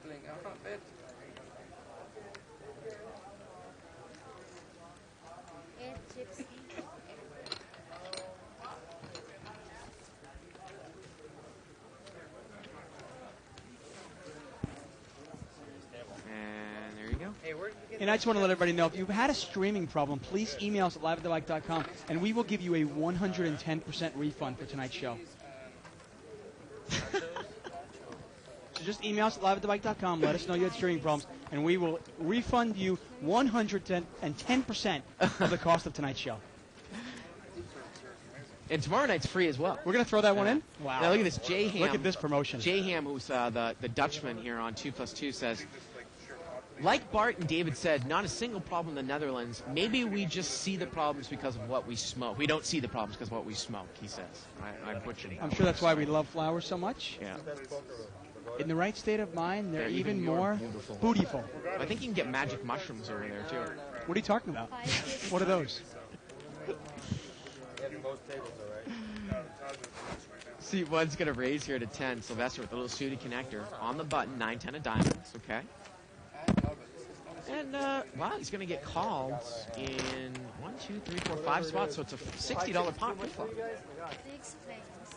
6-way action. Wow, Ooh. what a flop for Sylvester. Yeah, what a 9, flop 10 of for diamonds. Dan, though. He's got top set. Wow. We got fireworks here, Dan's folks. got top set, and Sylvester's got an open-ended straight flush draw. We have jackpot possibilities here, folks. How about a 6 of diamonds and an 8 and the 8 of hearts? Dan's going to bet. He bets right into the set. He bets $10. And Sylvester's going to probably move all in, isn't he? Well, Serge calls with Queen 7. Let's see what Sylvester's going to do. Wow, here. look at Sylvester. What do I do with this? Yeah, and that's a great thing to do. Great move here. He moves all in, and Dan instantly calls. Now I'm curious. Somebody go to the Pokulator for us. And all you got to do is go to liveatthebike.com, left-hand side, go to the Pokulator, punch in those 2 hands, 2 black 8s, 9, 10 of diamonds. Who's the favorite and by how much? Well, we're going to see the last 2 cards here. Here we go to the turn. Oh! Sylvester needs a diamond or a straight card, and Dan has redraws to win. Yes, he does. Go.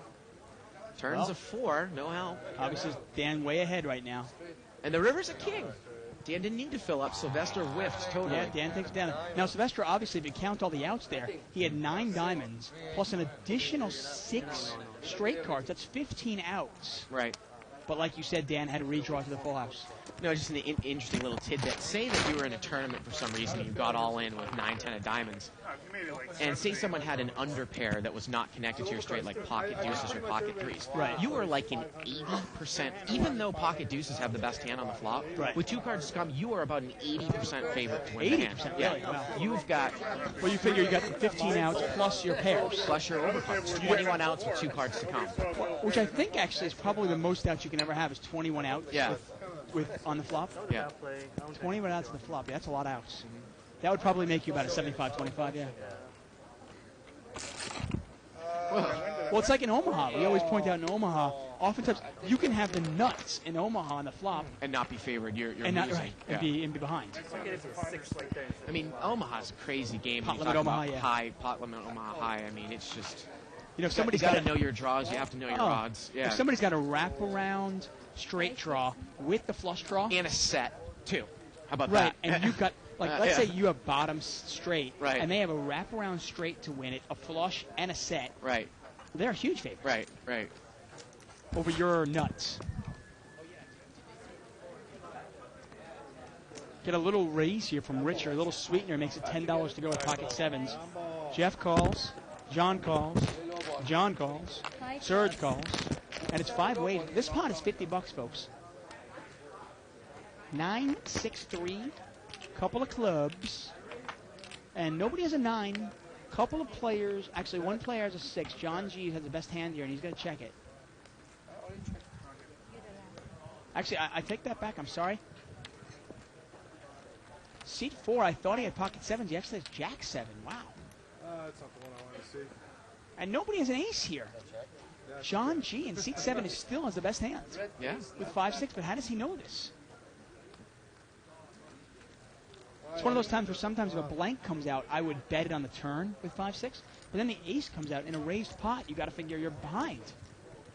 And nobody fires at it, and a jack comes down. And at the original raiser, Richard's got made a pair of jacks, but Serge's got the best hand with jack 10.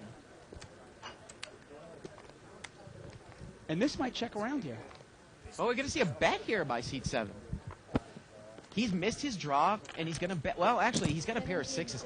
But he can't think his hand is good, right? He's got to be betting probably to try to win the pot.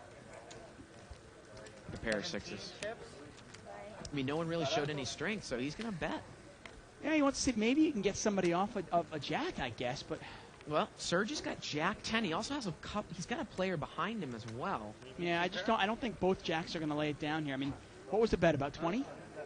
Yeah, and it looks like Serge is going to make the call, and now it's an easy fold. For jack 7, Richard. yeah. Actually, Serge hasn't called. It looks like he was throwing out chips there. He's thinking about it. Well, if he folds... Let me send, hold on, I gotta send my mojo to him. Call Serge, call Serge. So far, it's exclusive. Use the club force. for 2 of us. 3 of you. Is there 4 of you? There's 2 more of Come you. on, pot $70, 20 to call, you're getting 3.5 to 1 on your money. Could be a whole legion. Could somebody have backed into spades here? I guess that's what he's thinking, huh? Yeah. You can hold in the bottom and look at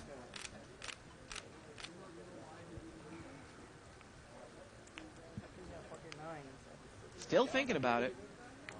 Yeah, it's a tough decision here. You know, it's all relative, obviously. When you're playing a $1,000 game, $20 is nothing. Right. But hey, when you're playing an $80 buy-in game, $20 is 25% of your stack. That's the way to do it.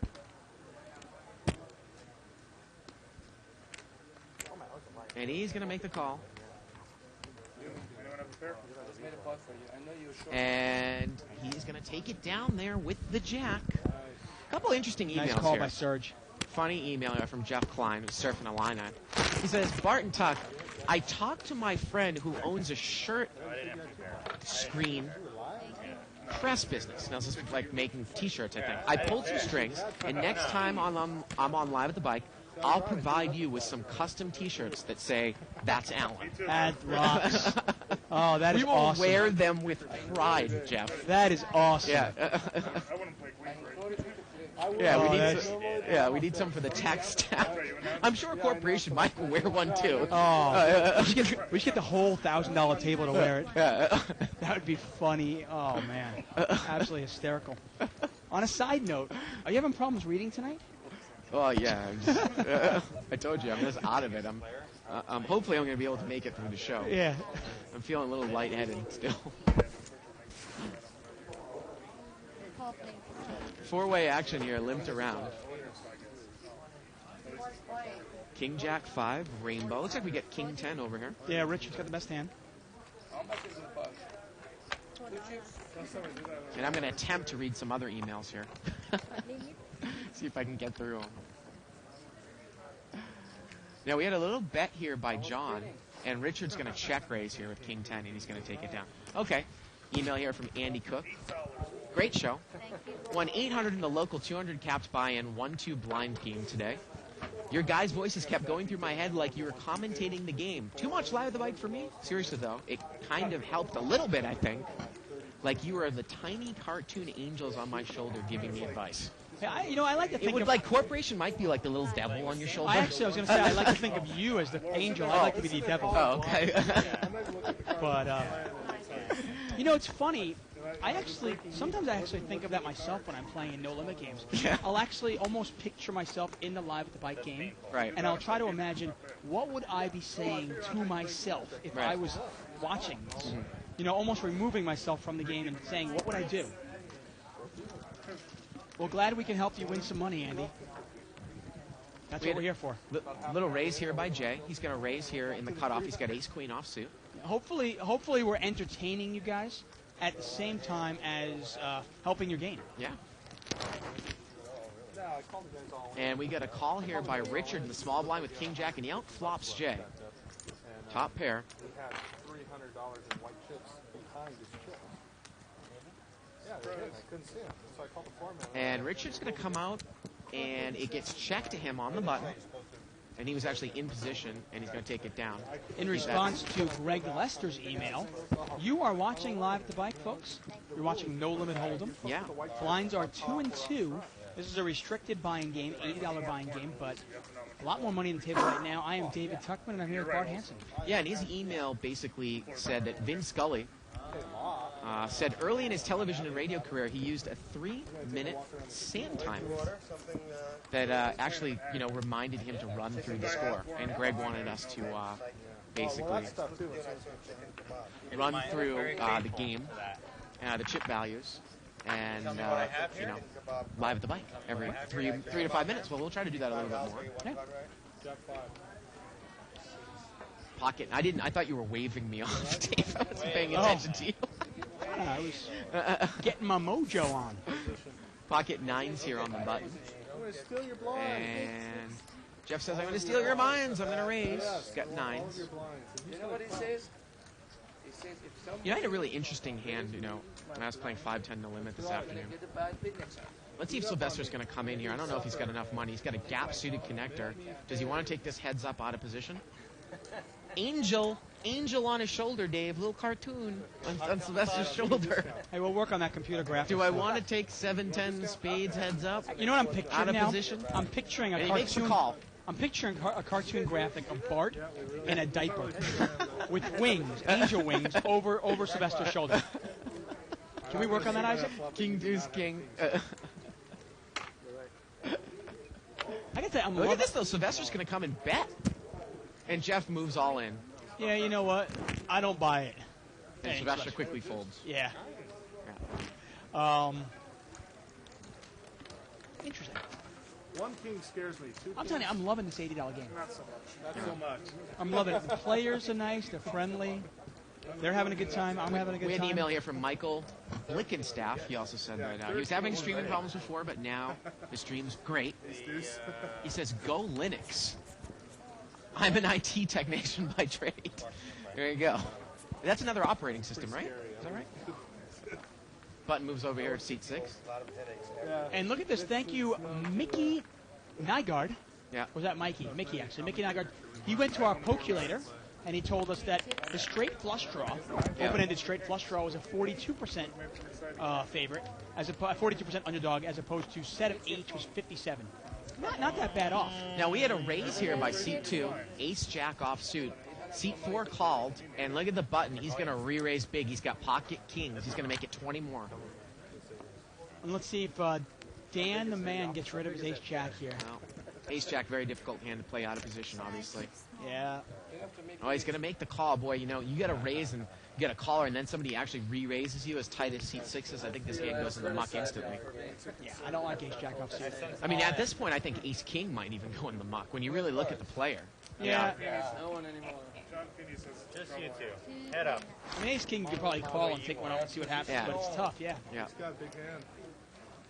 Well, 8-7-8. Well, I assume that Dan is probably going to check and fold here. I mean, Jerry's pretty much ABC, isn't he? We've seen him on the show a bunch of times. Yeah, I mean, yeah, exactly. Yeah. He's going to bet. Pretty no-brainer here. And I think that actually Jerry tends to play a little bit passively post-flop, where that we might see him check this flop heads up if like he had ace-king. Ace-king. So, I mean, he's betting here. And so maybe you that's know why, he's gotta maybe have Dan an knows that. Maybe that's why he called. Well, Thinking maybe. if the guy has Yeah. ace-king, maybe he'll check it, and then I can bet the turn, no matter what. I don't know if Jerry would have re-raised pre-flop with ace-king. Possibly. You never know. You never know. What did you have? Access to What did you have? You'll watch it on the internet tomorrow night. No, but what did you have? Email here from Jonathan Spratt. Said, hey, Bart and Dave, I've been watching the first few episodes of GSM's High Stakes Poker, and I thought that questionable plays were reserved for us donks down at 1-2 and 2-4. But when I saw Greenstein and Farah call Negreanu's huge raises, it made me question if play really improves after the 5-10 limits or even the 10-20 limits. Or is the only thing that matters once you get to the higher limits is how deep your pockets are. Thanks and love the show. I'm going to throw this out at you. Throw it. And again, you know, I might be wrong, but this is just my 2 cents. Pocket queens for seat 7 on the button, by the way. I wonder how much cash game no limit most of those guys that are on that show play. Don't raise my And that maybe they don't have that much experience in cash game no limit. They play a huge high limit mixed game. And sometimes Greenstein says that like there's a capped no limit game that's a part of that. Yeah. But it's capped at a certain amount, so it is somewhat restricted. John made it $20 pre-flop, Yeah. and nobody calls, takes it down. Now you make a good point there. It's also a matter of the guy says, you know, Barry Greenstein and Sammy Farr calling Negreanu's huge raises. Problem was Negreanu raises all the time. Right. Well, So it's hard to give him credit for a real hand here. got a chip count, new chip count there. Yeah, wow. Look at that. Point of reference here, Dave. Yeah, look, John G actually had close to $400 a little while ago. Lost a couple of big pots, and he's down to 160. Still up for the day, though. Richard won that big hand, 6-5, and he's up to $240. And still a lot of money on the table, though, considering it's only an $80 buy-in. Yeah. But you sure can't Look lose at how the many big ones. people Check out the calculator. have got that pokulator going. Yeah. There you go. Pokulator. Oh, well, now that the stream is working for everyone, I want to go through the hand, apparently, that everyone did not hear us go over at the beginning of the show that happened last night, right after the show ended. Now, we have a raise here We have a caller. And by we have a seat caller. 6. And we have a caller. Heads up, the pot is $24. And again, you know, Queen 10 offsuit against Jeff out of position. Well, he's hit top pair. You know, the problem though is you got to realize that since Jerry does play a little bit passive post flop, you can see more flops against him because you know if he bets, he's got it. If he doesn't bet, he doesn't have it. Well, Jeff is going to come out and bet, and you kind of said it earlier in the show, Dave. The nature of this game, he comes out and bets with Queen 10. Let's say Jerry moved all in.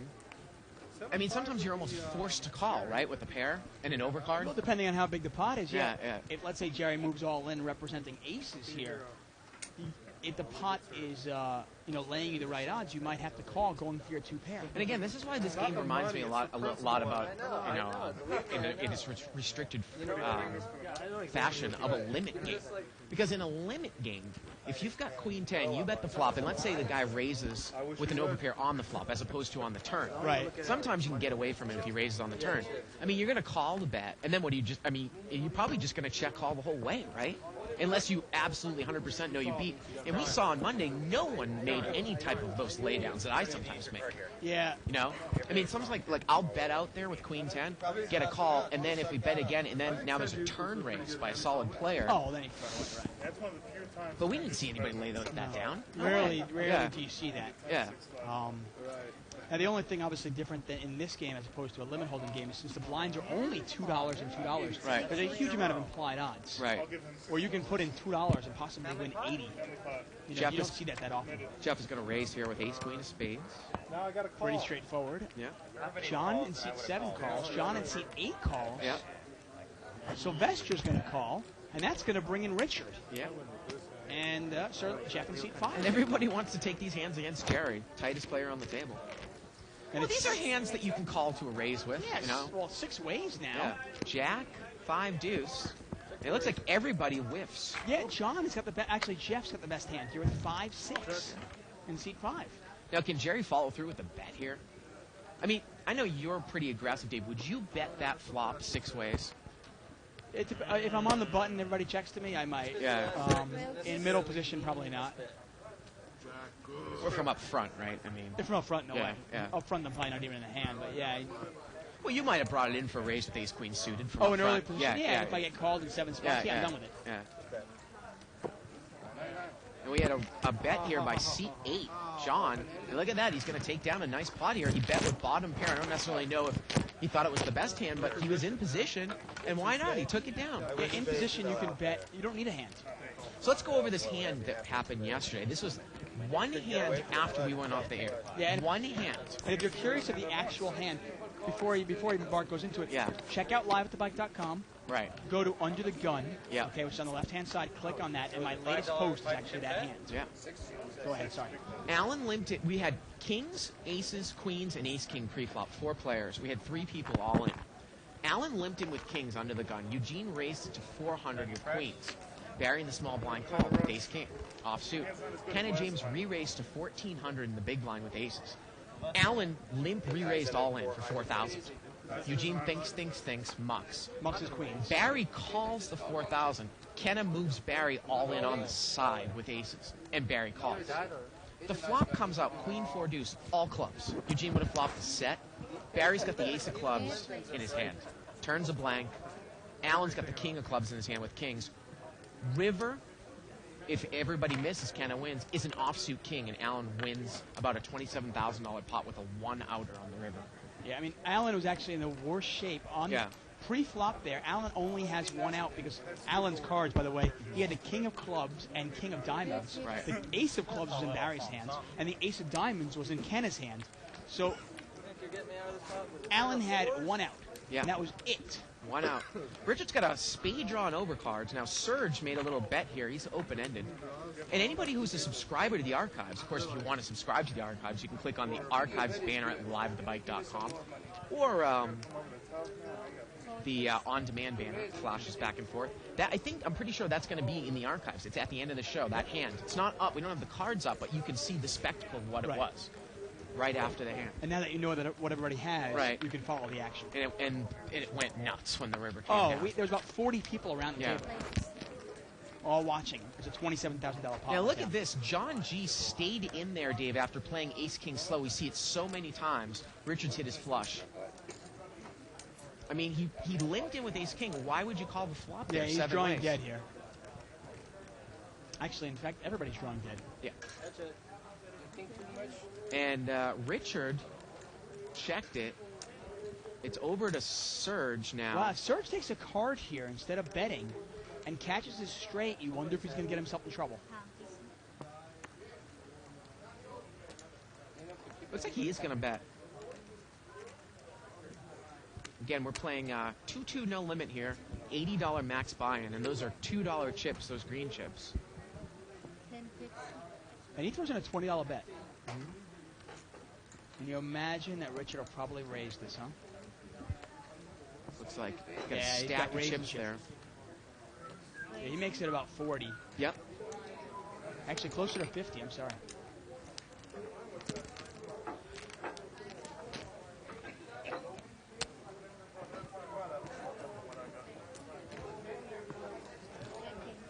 And take it down. Yeah, Surfing Alana, if he makes a shirt like that, he'll probably get at least, I would say, 100 people that would kind of buy it from him on 2+2 or something. 100? Yeah.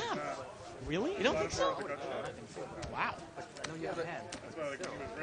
100 people to wear that's Alan shirt? Well, you don't think that's that much? No, I think there's a lot of people. I think so. Okay, hey. We should get a That's Alan, right? But underneath the That's Alan, it's got to be underlined with his stash. You can wear it around the World Series, and then people would know you're into Live at the Bike. You don't even necessarily have to say Live at the Bike. It's just That's Alan. There you go.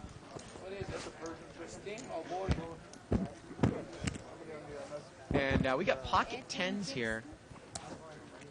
Seat 1, Sylvester is going to move all in. Actually, he's got, ace-9 offsuit. And he's just going to move right all in here on the cutoff.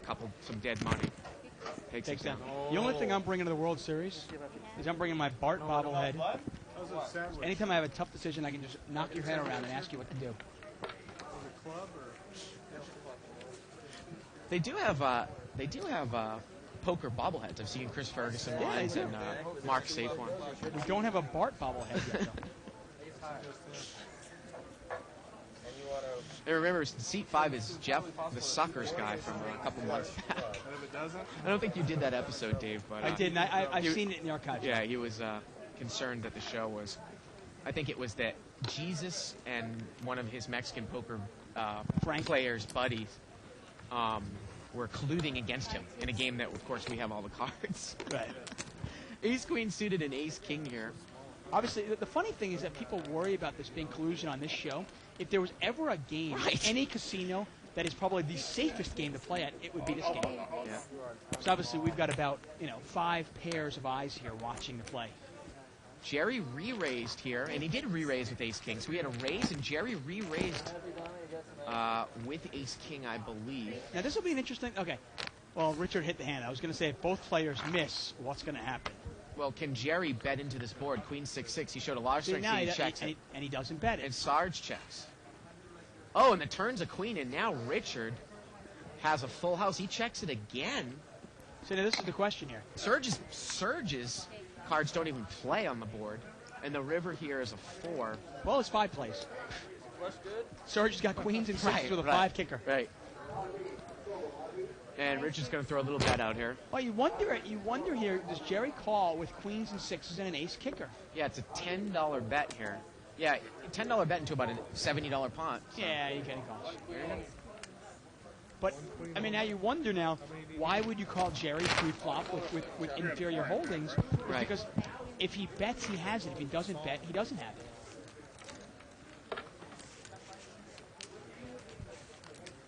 Again, you can email us at live@thebike.com. Questions, comments, suggestions. Now, to go back to that gentleman, the email question that asked about, as the stakes go up, do the players get better? Generally speaking, yes. But it's not necessarily true. There are a lot of really, really good poker players that play low limits. There are also a lot of really bad players that play high limits. It's just a matter of how much money you're comfortable playing with. But yes, in general, as you get higher, you'll see more professionals. Email here from MF. I'm Richard's brother, and after watching Tuesday's game, I was thinking about thanking you for giving a positive statement about Richard being one to be worried about. However, after hearing your PC comment tonight, I'd prefer if you wouldn't make any positive reference to anyone I know. In seriousness, I do enjoy your commentary. I was experiencing streaming issues earlier, for I own a sucky PC. However, the problems seem to have worked themselves out. Oh, and David, you admitting to be an IT idiot has made it obvious. Was made obvious earlier by your PC references. And I agree with you. Look at that. It was Dave. I've riled up our fans. I didn't know where it came from. I thought it was Man, I tell you. Got a flush draw here for Richard in seat 4. And Serge bet with an ace, and now he's hit 2 pair on the turn. Who would have thunk? Who would have thunk it that people take their computers so seriously? Actually, I've never had this discussion with Isaac, but well, we got another bet here by Serge, and the button calls. Serge's got the best hand here, huh? And wow, John G's gonna call with Queen 9. Wow. And the river's a 4, and Serge has got the best hand with aces he up. survived here. I assume Richard he's Spade gonna never got there. put a little value bet. Well, he's going to just move all in. Maybe he hopes to get called by an ace. It's probably the pot-sized bet here. But he's not going to get called. Interesting there. I like the bet. It's interesting. He had to dodge a lot of cards, obviously. Dodge a queen, dodge a 9, and dodge a spade there. My cousin, when I went, Christmas, Thanksgiving, go home and, have family dinners. And my cousin, he's an IT guy too. And actually, I haven't told Isaac this because Isaac was always pumping apples. And I said, this guy, my technical director at work, says apples are great. And my cousin says, what? Are you serious?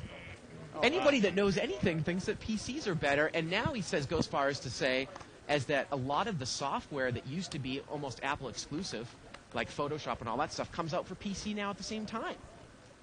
Now, I don't know that much about this stuff. I'm just repeating what he said. I find it humorous that people actually take it that serious.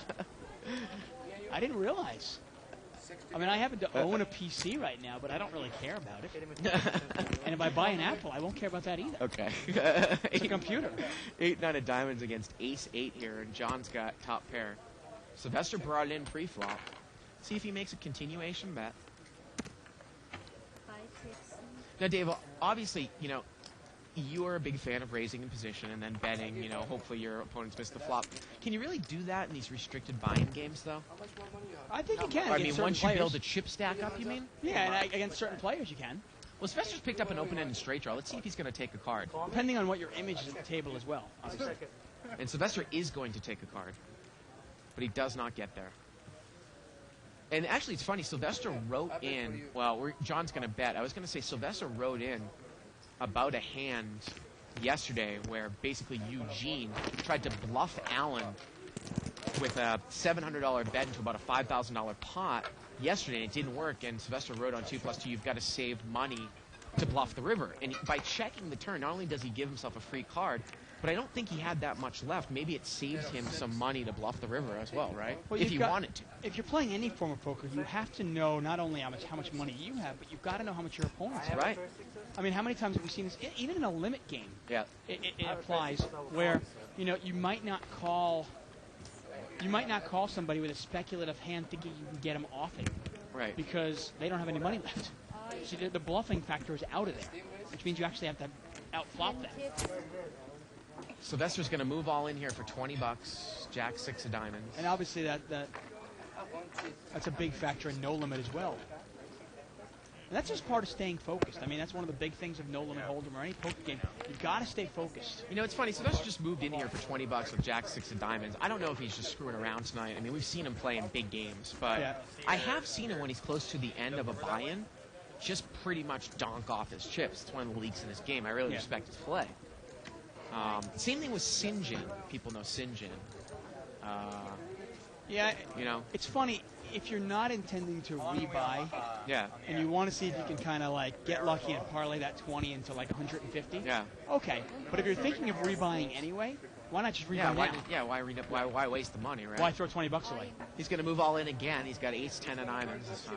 And the interesting thing is that he's putting in 20. He's risking 20 to win like what, 350? Right, to win $4, and then you take the reduced rate, which is 50 cents when you don't see a flop. Although the funny thing is, at a game like this, you might get called by a weaker hand, and I think he did. I think that Seed 8 might have called him with ace 10. Ace 10, the same hand. Offsuit. Okay. Yeah, I don't. No, ace 9. Wow. So that's what I was going to say. Yeah, At yeah. a game like this, there is a Death chance. Valley there on 2+2. There is a chance you can get called by a hand worse than yours. Right. And sure enough, he did, and he's in great shape here. Yep, Sylvester's got John dominated. Oh, well. Oh, look at that, a 9 peels out on the flop. Hey, what do we know? Well, Sylvester's open-ended. He could catch a 10 here. Oh, and the river is an 8. He could catch a 10, a 6, or a jack. Yeah, 10, 6, or a jack. It doesn't come, though. Wow, and Sylvester had him dominated and loses.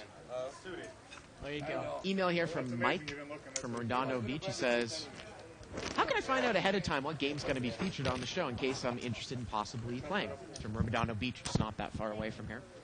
Well, we can give you the breakdown real quick. Thank you for the email. Yeah. Monday night is usually limit hold'em night. Now, we reserve the right. It's going to be usually a 6-game, 6-12 game, Right. an 8-16 game, or possibly a 20-40 game. And remind me, I want to say something about that, but go on with the schedule. Tuesday night will generally be, say, probably a mid-limit, no-limit game, like a 3 to 5 It's usually game. the 3 to 5 game. It might be a 200 game once in a while, Yeah. right around there. Wednesday is always our whale game, which is Right. a 25-50 blind game. The minimum buy-in is 3,000. Right. Thursday will be the smaller no-limit game. Some days it might be a $40 buy-in game. Today it's the 80. It might even be a 200 once in a while. Right. And then, of course, Friday is our big game as well, which is our $1,000 minimum buy-in, unrestricted max. And that's a 10-20 blind no-limit game. Yeah. And obviously, once in a while, we will have a special game. You know, once we'll throw a tournament in there, or maybe you'll play Mike, Corporation Mike Heads Up. Yeah, when's that going to happen? I don't know. That's why I'm saying it. Yeah. Pushing it out there again. Now, Serge is going to raise. Mike said you were scared. I talked to him last night. He said that I asked him about it. And he said he doesn't want to play me. He's scared. I go, you think that's true? He goes, yeah. He's scared. Okay. Funny thing about that is, you know, I would have to adjust my play obviously to play him and kind of play more of a trapping game, which I don't like that because I like to play it pretty much straight up. But I think I'd have to trap him a little bit. Mike heads up is. I think Mike is really dangerous, like 4 or 5 handed. Yeah. But heads up, he almost plays it too impatient. Yeah. Unless you just go card dead, I mean, I think you'll probably beat him. So pocket 9s here by Surge, re-raised. Jeff is in the hand, and seat 1 is in the hand with King Jack. Wow. And Surge hits top set here. Get it. I knew like one guy around the club. Yeah, what is he going to do? That's 15-30 games. Sylvester's $90 behind in seat 1. Go get him, Surge. And Surge is going to come out and bet here with top set. Again, the funny thing is that we saw this last week, Dave. Players actually bet their hands in this game, unlike in the 200 and 200 where everybody tries to slow play and gets tricky, right? And Sylvester calls. Oh, no, he's just calling. No, he's putting in the money that he owes, I Oh, believe. okay, there you go. Yeah, he's okay, I was going to say. Wow. Why was the 10 chips? Yeah, Surge takes the stand. Look at him, not me. Yeah, but I don't have And sometimes you just got to be content with taking a small pot. because it was Atlantic $10. City's, Yeah, the hand is over here. I can only call that. Yeah, but I'm folding. Once again, we are live at the bike, folks. I'm Yep. David Tuckman here with Bart Hanson. You're watching No Limit Hold'em. Lines are 2 and 2. 2 and 2. This is a restricted buy-in game. They raised it. $80 buy-in game. You raised the 10? How many Buy calls? and then Oh, God, I thought only 5. In fact, doing it again if you want. Because I only see. Oh, never mind. Nobody called me? It's just gonna try to play it, man. I don't know that a real hand. Just a minute, whatever. I mean, I would think that we could have some other live at the bike t-shirts out there that might do better than That's Alan. Yeah, I guess there's a little bit of payola. This 10 chips and $10 so confusing, man. And Dave, I think we had a huge audience spike. And it's funny, there's always speculation as to how many people watch live at the bike. But we were well in the thousands at the beginning of last night's show. Oh, yeah. Yeah. Last, the But it's beginning not less than 222 skidoos. And Johnny said, I watched last night's show in the archives today, and the last hand was not on it. Well, I don't know. We'll have to check that out and see. 500.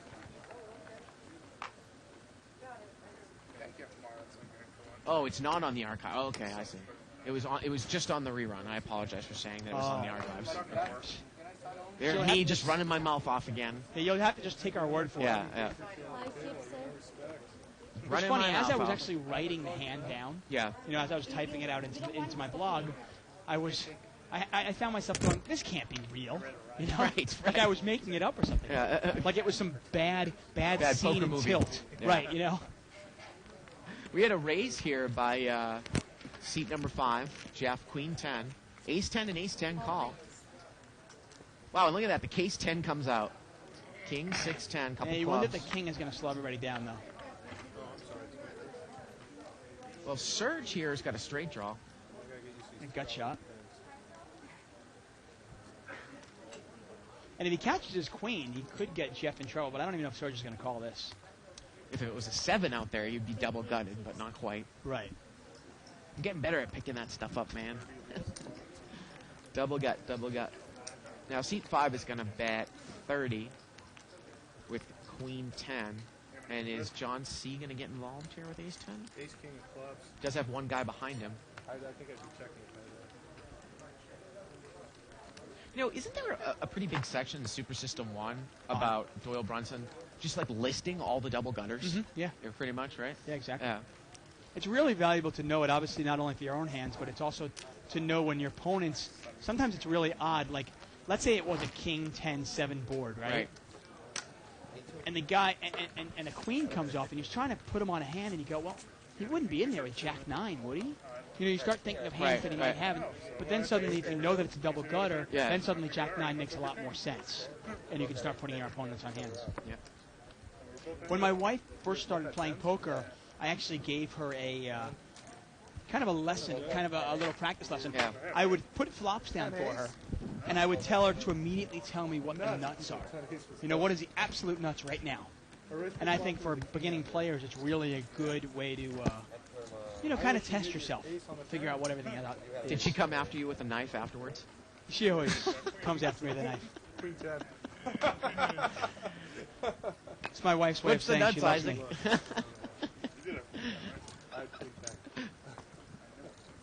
The button moves over here to seat 1. Bart is referencing we had a Super Bowl party at my house on Sunday, and after mostly everybody left, 7 chips. Isaac was still hanging out with us, and I think my wife pulled a knife on him.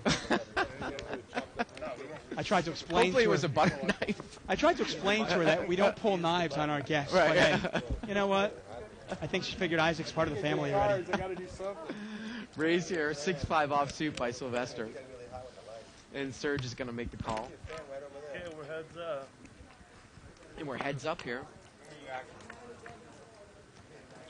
So Sylvester, again, that mini raise in position. Let's see if he's going to bet here. Heads up. But he did not bet this time, Dave. Turn is a 5. And now he's going to bet. He has the best hand. Pair of 5s, 5 of diamonds on the turn. Let's hear. 500 is wrong. 500 behind. On top. You know, I was going to say, I was in a really, really interesting 5-10 game. When I say by that, it was extremely tight 5-10 game. And I was not picking up any hands, Dave. And I couldn't even get raises in position a lot of the times because either somebody would raise in front of me. It wasn't necessarily real aggressive, but it just happened to be that I couldn't pick up a hand in position or so on and so on. And I ended up, what I call grinding out about $400.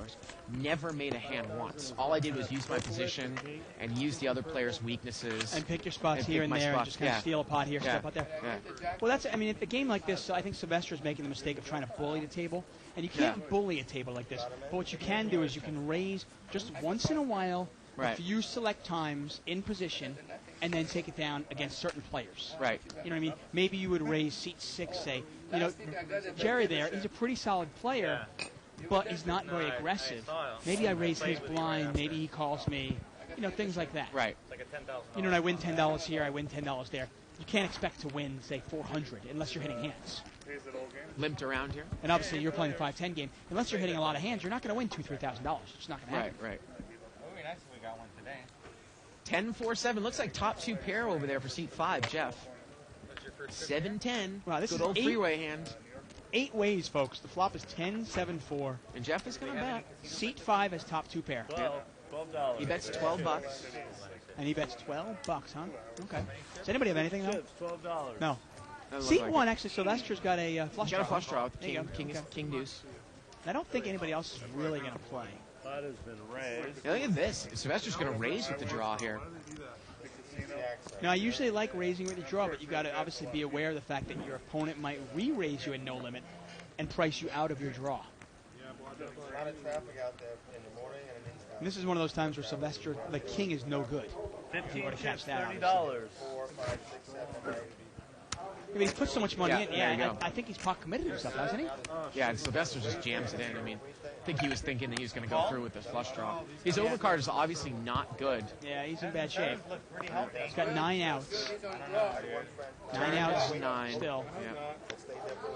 River is a jack. That's not going to do it for Sylvester. That's what I was trying to say. I mean, this is the kind of game you cannot run over a game like this because these players are not going to get rid of 2 pair. They're not going to fold top pair. Well, I don't even think that, you know, that Jeff there in seat 5 won it with 10-7. Had enough chips behind him to have any fold equity to that move. But you know, I mean, obviously in a 5-10 game that's tight like you played today, Right. if you make a move on a guy and he's only got like a weak 2 pair or top pair with medium kicker, you could probably get him off it. You might even get him off top pair, top kicker. Right. But you're not getting a guy off top pair. I mean, there's very little fold equity in a game like this if the guy has a real hands. I didn't ask to see it. Butt moves over here to seat 3. So many nice places to see. Oh yeah. I'm going to a motel. I'm going to a poker room. You can catch Live at the Bike every Monday through Friday from 7 to 10 p.m. Pacific time. Down in Atlantic City. And of course, you know, we've been talking about the LA poker scene. Check it out. Go to lapokerscene.com. Sign up for the $500,000 free roll. And try to knock me out. I'm going to be playing next Sunday in a bounty tournament. I still want to know what your bounty, how much money is on your head. I mean, I know there was Yet to be $100. determined. Well, I know there was $100 on my head. Yep. Oh, 2 callers. And I'm going to be somewhere around there. Well, I was curious. You know, there was actually $100 on my head, Yeah. and nobody knocked me out the first week. That's right. So then we added another 100 and made it $200, and we played a tournament. And I came in 5th in that tournament, and somebody finally knocked Well, me I'm out. fairly certain the one with your tournament, because we were testing the software, we kind of kept it small. I think you needed to have a promotion buck.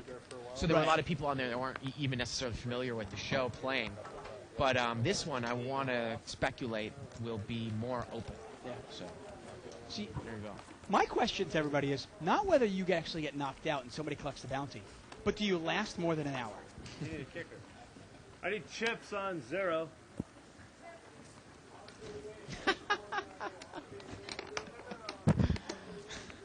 Design here for the That Challenger.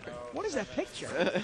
Referring to a picture on 2+2. If you want to follow the live thread, you can go to 2plus2.com, click on forums, and then click on the World Poker Tour and other events. Three-way action. We had a little raise here. I believe it was by Sylvester in seat 1 with a suited connector. Jack 7-3, a couple spades.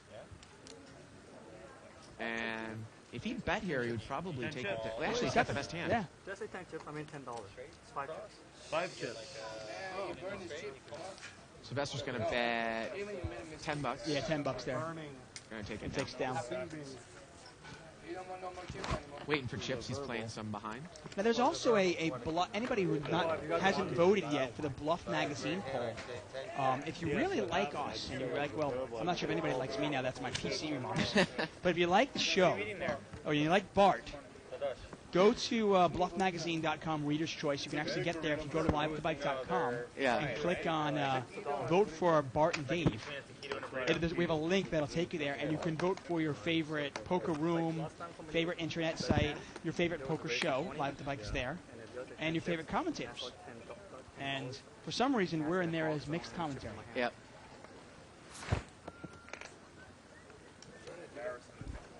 I'm not sure what mixed means, but hey, like a mixed bag of nuts. Jack 8-6 Rainbow. Jerry with top pair. Serge has the same hand. And John just got overcards. 6 chips. See if he gets away from it. He does. And John's in there with second pair. He's got 7-8. If you put more 7, then I don't call. And you imagine Serge is going to call this, and he does. And we're 3 ways here. The pot is about $45. Turn is a 4. That changes nothing. Serge and Jerry are going to chop this up right now. 9 chips. And $18 bet into about a $40 pot. Pretty easy. I would imagine John can probably lay this down, but he's not going to. He's going to stay in there. He's picked up a gut shot. He can now pick up an 8, a 7, or a 5 for the win. And Jerry and Serge are drawing to a chop. Same 3 guys. Wow, the pot is now... Wow, the 3 on the river changes nothing. That many. And Jerry shuts down, I believe. Actually, no, he moves all in. $9. 9 chips. He moves his last 9 chips in there, and Serge is going to call, and they're going to chop this up. Chop up, what, about a $100 pot? This is a very interesting email here from Tina Lugay. I think she was on the show, and then she went home, and she just emailed us. And she was discussing the fact that she actually left the game tonight. She actually said that she felt a little bit out of her element in this game because she actually plays the 80 game on a regular basis, Dave. Right. And she says that some of these people here are really not necessarily representative of 80 players. They're actually higher limit players, and she feels a little bit uncomfortable. Not necessarily because they're better players, just that, you know, it's not necessarily the normal competition that she's used to. Maybe she's not familiar with a lot of these players, whereas in the 80 game she is. Interesting point. Yeah, I understand. I can understand that. I've seen sometimes where, you know, if you're playing in like a smaller game and somebody comes in there and doesn't care about the money, the money doesn't mean that much to them. Right. You know, yet the $80 means a lot to you. I can understand how that can make you uncomfortable. Right. My only advice to her, and I know she watches the show, is know that players like, say, Sylvester, who obviously plays a bigger game, hey, don't worry about it because you can pretty much play ABC because Sylvester's going to run through. He's pretty much giving money to everybody. Right. And yeah, you might get a bad beat or two and you might lose. But hey, I mean, tonight she just got bad luck. She put her money in with the best hand and got unlucky. Seat 7 is going to make a raise here with, How many callers are we going to get? what is it, Ace-9 offsuit here. I mean, can you imagine playing like in a 3-5 game with like Corporation Mike and Jay? 11 chips. You know, players like that. 11 chips. 11 chips. I mean, in a weird way, it actually is kind of similar to, you see Corporation Mike and a lot of those players that played the 25-50 game last night. Now, last week in the Friday night game, they played 10-20. and they made that 10-20 game really play a lot bigger. Right. Which made you uncomfortable. Right. Last night it was a little bit more sane in the beginning. Yeah, it was. Yeah. I'm not going to get more. Let's play 4 players. So we had a race here by ace-9 offsuit. John jammed it up. Out of position, Dave. Out of seat 7. And 4-way action here. Jack, Jack 4. Look at Serge. Jack, rag suited. He hits trip jacks. Jack, Jack 4. He's not going to bet here. It's a rainbow board. I haven't looked yet. He's looking again to see what he... We have a little bit over an hour left in the show. And this one's going to get checked around. Turn is an 8. Now, actually, we've seen Serge slow play and bet his hands. It depends. And now Serge is going to bet. You know, again, when we talk about betting trips, you know, sometimes you put a bet. If for some reason you're in there with Jack 6, not only are you not slow playing the flop, but I'm going to bet the flop to see where I am. Yeah. Right? I mean, I'll throw something at you. Sometimes if I'm in the 10-20 game and I have Jack 6 in that case, I'm checking the entire way and just check calling. Yeah. You know? I've got a bluff catcher and that's it. And I'm checking and hoping somebody takes a shot at it and I'm just calling them off. Right. Alex? Wow, and he gets called. He gets called by Dan. 2 spots. King Queen. Is Dan making? And John. Is Dan setting up a move? 3 players. Well, Wonder. both players are drawing dead. And the river is a 3. And again, you know, if you're Serge here, I might just check call here, right? Oh yeah, I definitely on the check river this. with Jack 6. Now he's gonna he overvalues his hand a little bit here. Obviously, I mean, again, we're You're called in 2 spots here, but Yeah. and you have jacks here. Right. One of these players should have a jack, and they probably have a jack higher than yours. In this Yeah. case, they don't though. But Serge is certainly not going to get called. And again, you know, it depends on your player. You might even get away from the hand with Jack 6, but I don't think you would move all in at this point. I like Serge's game, and like I said, most players overvalue trips. Right. Hey, I got to read this email here by Mauricio. Says, as you guys know, I really love your show.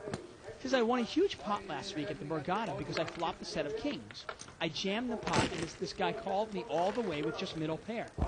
Afterwards, he said he didn't think I would actually bet the nuts. He thought I was bluffing.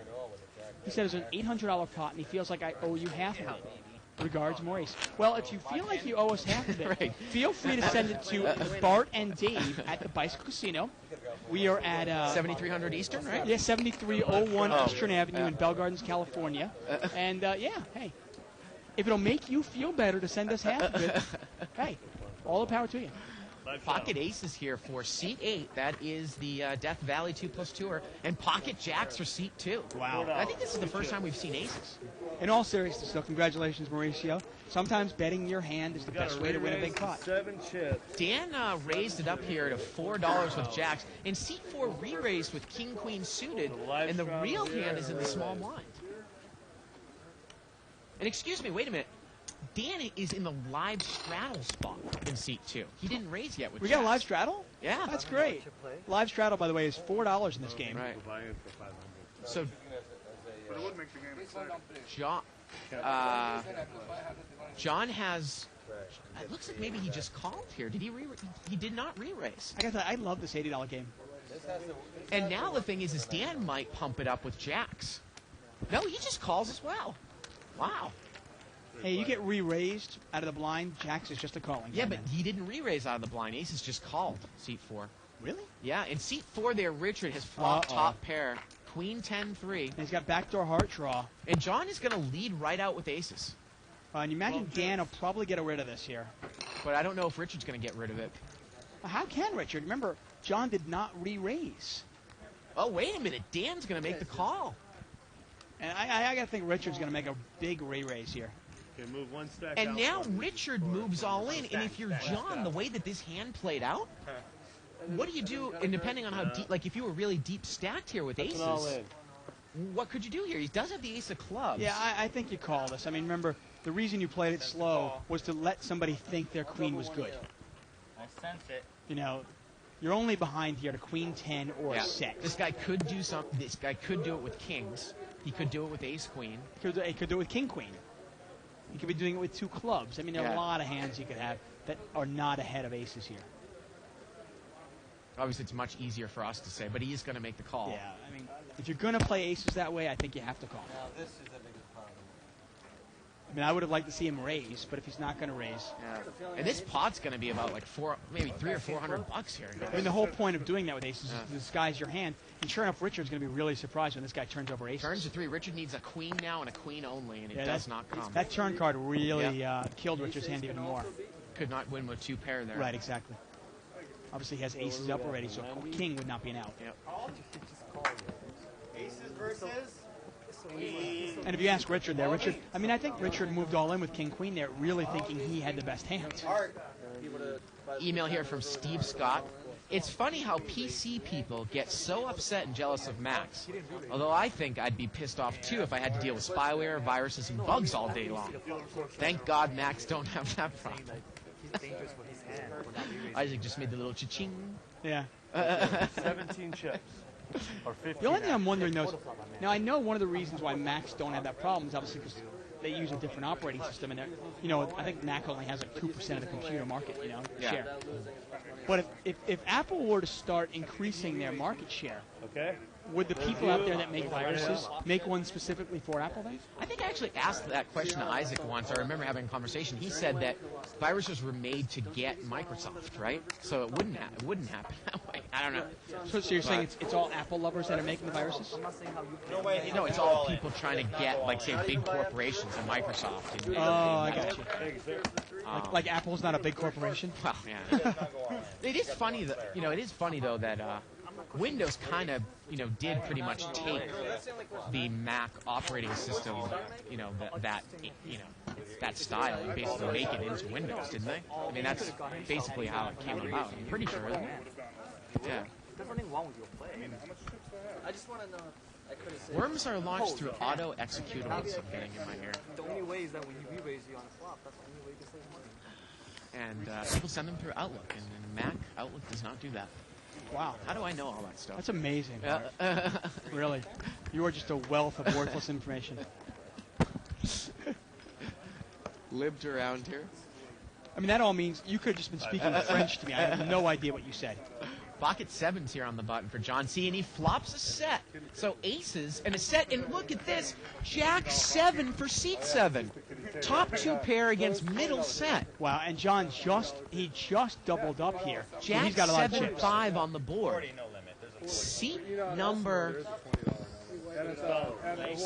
7 bet 6, and John's going to slow play it a little bit. He just calls, and he gets another caller behind. Well, you wonder, if he raised, he probably could get all the money. The turn is an ace. Wow, now Jerry, who stayed in there, has picked up top pair. You wonder what Jerry was sticking around there with ace-9 of hearts for. He's drawing almost dead, and now he catches an ace. John bets again. Now he's drawing dead, by the way. And the button just calls again. Really? And look at this. Man. He's going to get Jerry to move all in with and ace John 9. is going to move all in. And John's going to call. He's going to say, seat number 8, John C. played it so slow. That's amazing. But he's going to get everybody's chips, though. Wow. This guy's on a rampage. He's going to win another $150 or $200. I love it when somebody moves into my nuts. Jerry is drawing dead. John needs a jack to win here. A jack and a jack only. And the river is a 10. I was going to say, if John C in seat 8 showed any strength, he would have had John G's money, but he actually lured Jerry into the pot as well. You got everybody's money. And look at this guy. In the span of 2 hands, and nobody wants to show.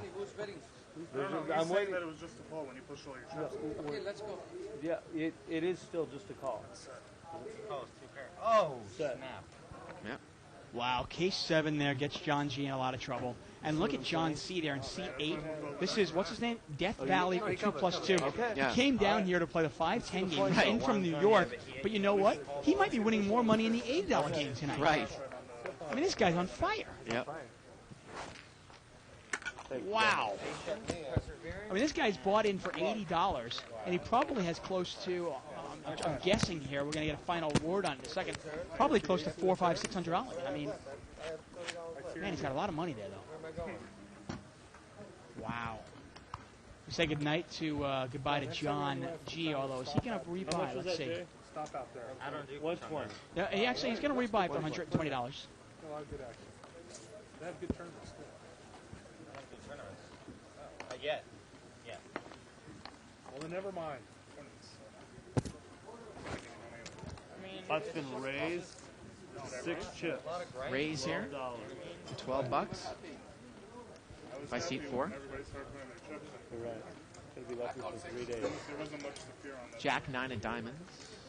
Jeff is going to call with Queen Jack offsuit.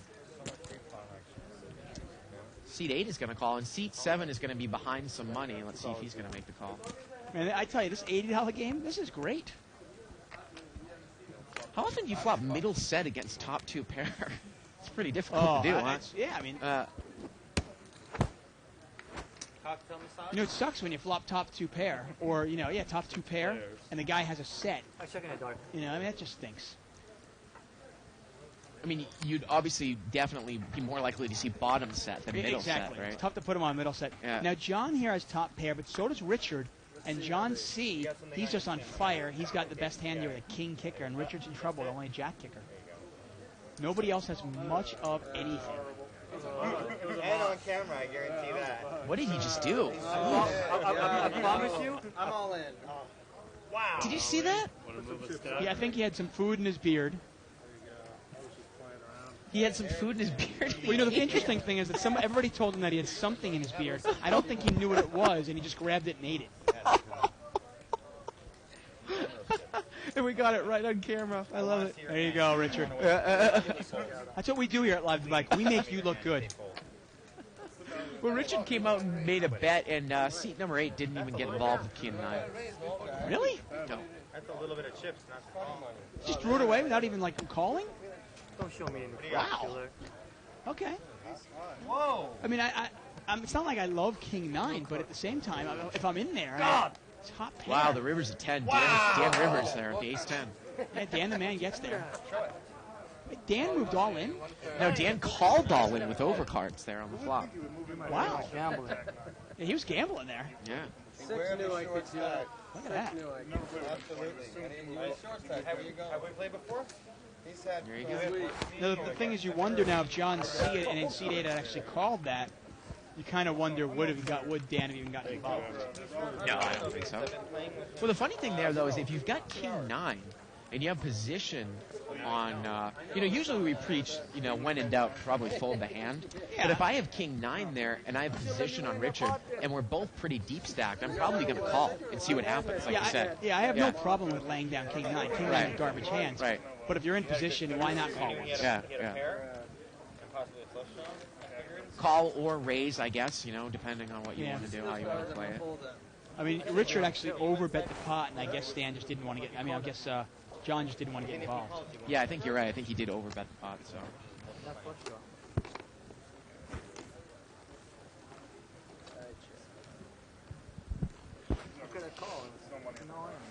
Four-way We're adding a lot of features to liveatthebike.com, so make sure you check it out every couple of days. Which means I try to post my daily blog there, actually weekly blog more like, Under the Gun. And we also have other cool things going on. We've got actually, if you want to check out like poker news on the left-hand side, there's a really cool feature where you can punch on it and click on it, and there's everything that happens each day in the poker community. Kind of a cool little way to keep up on the the happenings. Now, seat 7 here is going to bet out with a pair of 6s. It looks like he has the best hand. Seat 2 is going to call Dan. He's got a straight draw. Now, Dan's really got to look at this board. I mean, what are the implied odds of going for this straight draw, Dave? Heads up. There's a 2 flush out there, right? Yeah, he had 2 overcards, too, though. Right. I'm going to check. Dan's going to check. He missed. All right. John takes it down with pair of 6s there. Again, to go through it really quick with everyone, Dan's got 4 outs with 1 card to come. Basically, the equation that you make is if you know you're good, and you actually have to increase these odds because of the 2 flush out there, whatever the guy bets on the turn, you need to make 12 times that amount of whatever the total pot is going to end up being at the end of the hand. So if he bet $10, you should win if you make your straight $120 pot. And look at John C. in from New York, and he's up to almost $400. Yep. I mean, he's almost made, wow. I mean, he bought in for $80. He's up $300. That's phenomenal. A lot of money on this table for an $80 game. Well, you know, you get a lot of. Dan is actually doubled up there. He's got probably about 100 now. And again, you know, the money doesn't have to be in the pot there, but if you make it on a later street, then it's fine too. But obviously, you know, he wasn't going to make any money. Right. In that case, either the pot has to be huge or your implied odds. Right. 16, yeah, you got to get up above 10, 20 before it starts. Jack deuce 3 here, a couple hearts. And some people always think, well, if I hit my hand, maybe I'll get paid off huge. You got to think, okay, well, your opponent has to have a really good second best hand to pay you off. You know, if they're just betting with like second pair, they're not going to pay you off. Turns at 3. Nobody has anything here. Ace high still good, huh? When you're playing here, you're usually at a table with at least 5 people who do nothing more than sit here playing poker all day. Seat 4 here is going to bet as a bluff. Yeah, he's got 9-6, 9 high. 69. No. Only the weekdays. I mean, only the weekends like that. Weekdays are pretty hard. Dave, you're actually going to be gone for the early part of next week, right? From Monday through Wednesday? Yes, I am. And I think that Shirley is going to come in and do at least one night, I think on a Wednesday. Wednesday, of course, you know, Mo told me, and you know, everything's always subject to change, but we're going to have huge heavy hitters in town because of the LA Poker Classic starting the next day. And he said that, you know, there's a good chance that Antonio, Mike Matisow, and Joseph Hashem might be here on Wednesday. So, wow. Well, since I won't be here, they'll probably show up. right. Guaranteed. Yeah, unfortunately, Murphy's Law for you, right? Yeah, unfortunately, I have to actually fly to England for a quick little 4-day trip. Yeah. 9 chips. But I will be back as soon as possible. So, Seat 8 is going to raise here with the Ace King. Why he's raising right now? Maybe he has. Button is in seat 3. Let's see if seat 4 here. Seat 4's got a really badly dominated hand. It's got King Queen. When we talk about King Queen out of position here, sure enough, he's going to call. We've got King Queen against Ace King, and you're playing King Queen out of position. That's a tough hand to play with a huge reverse implied odds if a king were to hit. Well, I guess that's a good flop for King Queen, huh? He's going to check, though, I think. He is. And let's see if John follows through, but he's going to check also. Wow. Turn is an 8, and he is still has nothing, only king high. But wow, there's a one-liner to a straight, and John cannot call this, I don't think. Surprised John did not bet the flop. I mean, overcards with a gut shot straight draw. Why don't you bet that? He throws it away.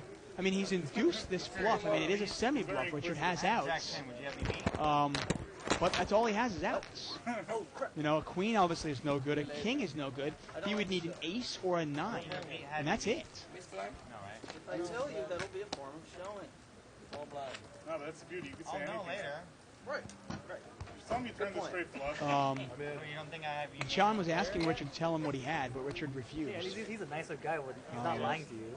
But if you raise ace king in late position, and you get a call in the small blind or big blinds, I mean, I would recommend, if it gets checked to you on the flop, you can probably bet 80 to 90% of the time. You know, maybe you don't bet maybe 5% of the time just to leave that question out there. But, man, ace-king, there's a good chance that the flop has missed your opponent. And your ace-king is probably still the best hand. Especially heads up, man. Heads up and you're in position. If you're only going to bet when you hit your ace or your king, you think about it, you're only going to hit that. You're only going to hit a pair 1 out of 3 times. Listen, I'm mentioning on a different hand. You had Jack 10. I called him on. Yeah. We get a raise out of seat 2. That's Dan the man there, and he's got King Jack of diamonds. Yeah, but one check when ace hit. One check on the turn when ace hit. And he makes it $12 to go. Let's see if John gets involved. He's got Jack 7. Jack 7 is one of my least favorite hands. John might be seeing Jack 7 in his nightmares tonight. That was the hand that cost him a huge pot before. I've watched it, not to see what people And you know what? Looks like he might call again with Jack 7. I wouldn't want to see myself. I guess he didn't learn his lesson with last time. And he does call it Jack 7, and it's heads up here. King Jack against Jack 7, and he's badly dominated. If a Jack flops here and it's a top pair, does John G go broke again? And there's the Jack. And wow, there's the 7. Oh, my. Wow. And John has flopped 2 pair again with Jack 7. And you wonder if Dan can get away from this. Wow. Oh, man. What an unlucky flop for Dan. Now, last time John G flopped top 2 pair, John in seat 8 had a set of 7s. But this time he's in pretty good shape. And I don't know if Dan can get away from this. And no, he's going to call this. And wow. This pot is quickly about a $200 pot, folks.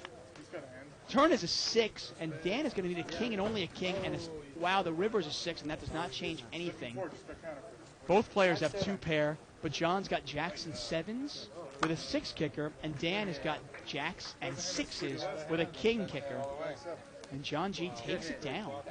Wow, this is a pretty big pot, about a $200 pot, folks. I'm surprised you had that other check. Man, talk about implied odds. With a But you wonder now, if the flop had come out, say, Jack 4 deuce, I said, this kicker is good. does John go broke with top pair with only a 7 kicker? All right, Nothing like getting lucky, though. Really? Did I give you 5 feet? You got me covered, right? So you got someone left. Oh, no. Not really. You got enough to All right, put all one in blind. Don't burn them. Double it up. All in. Triple Burn it them, up. that's worth $8 anywhere else. Buy 4 packs of Mentos. Come back. Oh, that's good. Nice catch, bro. Chip in a chair. What do we got? I had it on the flop. I had a feeling it's coming. Caught it on the flop.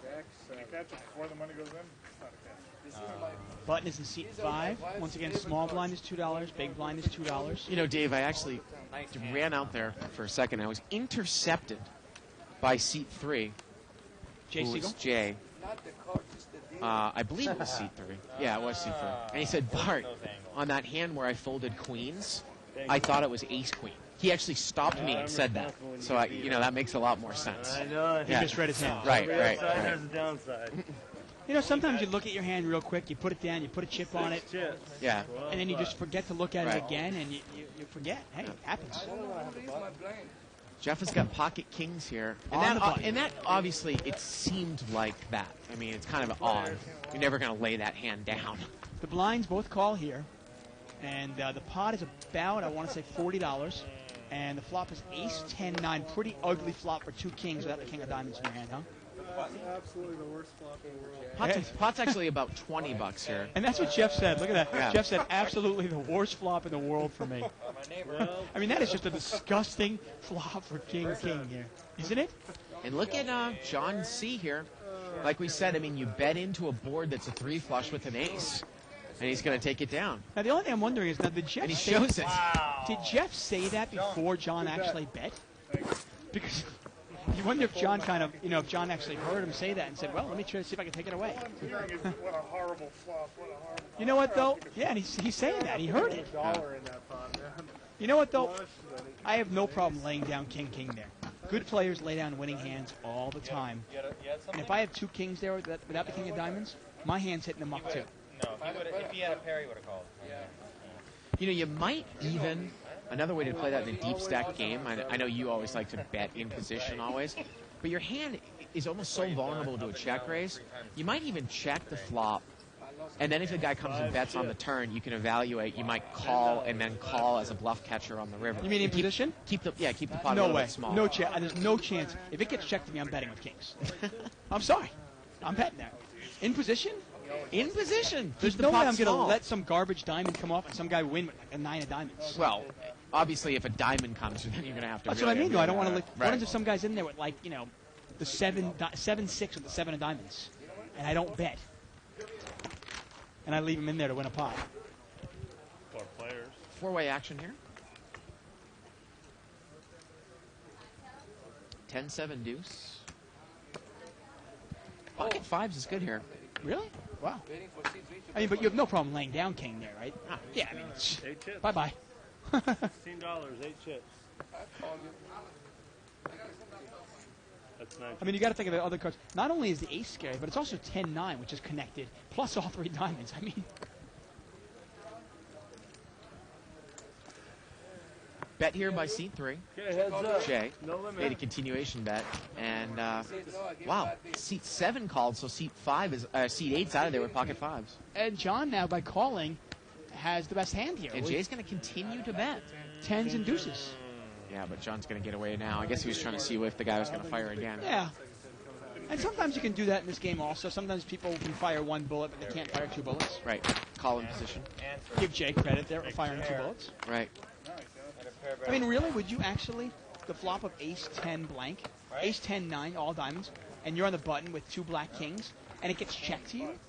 Well, you're not going to throw a bet in there to take No, it I'm down? probably going to throw. Oh, okay. I'm probably going to throw a bet in there, but I'm saying if somebody calls you, you might be coming in. Well, it's kind of one of those types of things. I mean, at the same time, I'm probably going to put a bet in there more for information.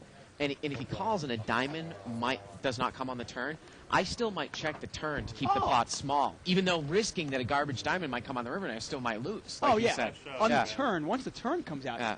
if I bet the flop and somebody calls me, well then, hey, I have to reevaluate it. Right. Who's called me, and then so forth. But if it checks to me and I have kings there, I'm definitely going to bet it. And I know you would too. Ace queen suited, ace queen. Sylvester's all in. Gonna be all in for 4 chips. See, Tina, there's no reason to fear a player like Sylvester, who normally plays a big game. It's actually Dan who's all in. Oh, is it? Okay. Yeah. Jack 9 of diamonds. And seat 5 is going to re-raise to 20 more. He's got 96 suited, 6-9 of spades. We don't have it up there. Yeah, everybody likes the 9-6. Yes, we do. You still have a right to raise, right? Everybody has the right to raise 9. No, I'm talking about you. No, everybody. So And it's over to John, who's got a suited connector on the I button. don't want you to raise. I raise for you. And he's going to re-raise with 3-4 clubs. Actually, no, that John's got ace queen. Heads up. Yeah. You're right. Oh, excuse me. We got the Johns. I was like, what the hell? Yeah, we got the John. Yeah. Everybody's making a move here. Yeah, he's re-raised with ace queen. Go all in now, go all in. Yeah, and at this level, some people will overvalue ace queen, and Sylvester actually knows how weak ace queen is. Ace king, and he might just be gambling it up here. I mean, you've got a raise and a re-raise. Raise all in, re-raise, and a second re-raise. The problem, though, is in a game like this, sometimes people will overvalue hands like ace jack, ace queen. Right. He's not good when he has no cards. Okay, all in. All in. He's going to put himself all in. Well, he's going to gamble. He's got ace queen suited, and he's actually in pretty good shape. What do you guys do? Still. Yeah, it really is. I mean, Jeff can't call this. Right? No, Jeff obviously cannot call this. Richard cannot call this. Dan is only in there for 4 chips. You know, so most of the money's on the side. I assume though that John is probably going to call from what we've seen. Yeah, well, people overvalue ace queen. Right. And it'll probably be chopped up. Now the main pot, folks, is 4 chips times 3 ways. So we're looking. The main pot's about $30. The side pot is huge, though. About $160. And some people might say John G's hand is better because he's got 2 flush draws. Right. Sylvester's only got 1. And as you can see, John didn't even think twice about calling there with ace queen. I hope people hear the sarcasm in my voice there, by the way. See if Dan can get lucky here. Jack 9. I wonder what the odds are with 2 ace queens out He's there. probably not in that bad shape. Yeah. You know? Well, after this flop. His cards were live. Now we know there's not many threes out there. Spades? Turns a king. And they're no one still doesn't have a pair. And the river's an ace. Chop it up. Yep. Chop it up. Both players have aces and 3s with a king kicker. And? Not no pair? Oh, with the eight. Chop it up. Wow! Guy slow road Sylvester. Take the money back. You said the queen first. I love it. I had 3/4. I love guys like that. Yeah, once the ace comes to the river, there you pretty much got to like your hand there. I would bump it with 3. So hard to call $80. Who got a spade? That's 6-9 suited. And for anyone that's wondering about the line, that's Allen. That is not a line that we made up. That was a line. I'm laughing about even thinking about what happened last night. Eugene basically tried to bluff Allen. Allen had a pair and a flush draw. No, he not just a pair. He had bottom pair. Bottom, We're talking a pair of 3s. Yeah, folks. bottom pair and a flush draw. And he didn't make it by the time River came. And, of course, he showed any strength. But he just check called. And Eugene had ace-jack. He had nothing, and ace-high. And by the time the River came, Allen had missed his draw. But he had bottom pair to the board. And he was so short-chipped, Eugene moved all in. But Allen only had 700 left, and the pot had been built to 5,000. So Allen made the call, and Eugene got all mad. And Allen said, "That's Allen." Well, yeah. The funny thing is, Eugene bluffed at him to the flop on the turn on the river, and Allen called him. And Eugene said, "How did you call me with just a pair of 3s?" Right. And Allen looked at him and said, "That's Allen." It was classic. Oh, I was. I felt like a little girl. I almost peed in my pants. Yeah, it's fun to play this game. Just have fun with it. Seed 8's going to raise it up to $6 here with the suited connector. And Surge is just going to make the call here in the small blind with 8s. Seat 4 calls, 9-10 offsuit. Not a bad flop for 8s at all. Queen 4 queen. Well, pre-flop Razor's got a flush draw. But it looks like Surge is going to come out and bet. That's funny. A lot of beginners will look at a flop like that. Queen, queen 4, okay? We'll get the flop up there in 1 second. And John just calls. Now, a lot of beginners will look at a flop like that and go, oh, man, I hate that flop with 8s. Now John increases his draw. And look at the Surge just bets a little bit, but John just calls again. He's got such a big draw. Maybe he doesn't want to get raised off of it. And the river's an ace, and he's missed. And if Surge checks here, can John put a bet in here and take it down? Obviously, Surge does not have a queen, right? Unless he would be checking to induce a bluff, which I don't think, the way we saw him play Jack 6, he wouldn't be doing that. But John's just going to check it down there, Dave. Yeah, and he said I missed. Now, the interesting thing is, I was going to say, a lot of beginners will see a flop like that and go, wait a second, though, I don't like that flop. Somebody could have a queen. Well, it's less likely that somebody would have a queen because there's 2 out there. And since you have an overpair to the bottom card, like in that case it was queen, queen 4, you're probably in good shape. Right. The board is not draw heavy. It's very easy to find out where you're at right away. So, you do wonder though, would Surge have called a big bet on the river? What do you think? I'll take one too. No? Yes? I don't think so. I mean, even like a 2/3 pot bet, I don't think so. Maybe like a $25, $30 bet. You don't think he calls with 8s? No. 8s can't beat anything there except a pure bluff. Right. There you go. And again, if you're an advanced player, well, hey, maybe you make a tough call, Dave, against that guy in that spot with 8s. Right. But I don't think we're really at this level in this game, right? Somebody's betting that. He's probably got a queen. How many waters, guys? Queen or maybe value betting an ace. Yeah, why man. wouldn't you bet ace king there in that spot, That's right? not a bad play. Yeah. Always got a break, right? King 3-7. Jeff with top pair. Or look at Jerry. Jerry's not in the hand. I apologize. We see Jerry's cards up there, but he's not in the hand. I checked for you. Don't worry. Look at him. He's shaking his head, though. I should have called. Turns a queen. And now Jeff is going to come out and bet with his weak king. And again, this is kind of a great example of why you really wouldn't play a hand like King 5 offsuit ever. He didn't bet the flop because he didn't even know if the hand was good, right? Yeah. Wow. And seat 8 is raising. John is raising this with nothing. Well, he's got a straight draw. He's got a gut shot straight draw? Yeah. I mean, he's on basically a pure bluff here. He's sensing the weakness, and he's going to see if he can take it away. And can Jeff call? Remember, John G is in between. How about this? Jeff's going to move back over the top all in. And seat 8 quickly releases the hand. Wow. Nothing that good. Wow. Well, so much for bluffing him. Yeah. Got about 20, 25 minutes one left in the show. One of the reasons we always point out, it should have been, generally speaking, King 5, a hand like that, you're going to either win a small pot or lose a big one. We're playing 2-2, no limit, $80 max buy-in. The green chips are $2 chips. We're here live at the bike. I'm Bart I've been Hansen, known to let it happen. here with Dave Tuckman. I've been known to let it happen. No. Had a pair, I'm not making that move. I want to see a river.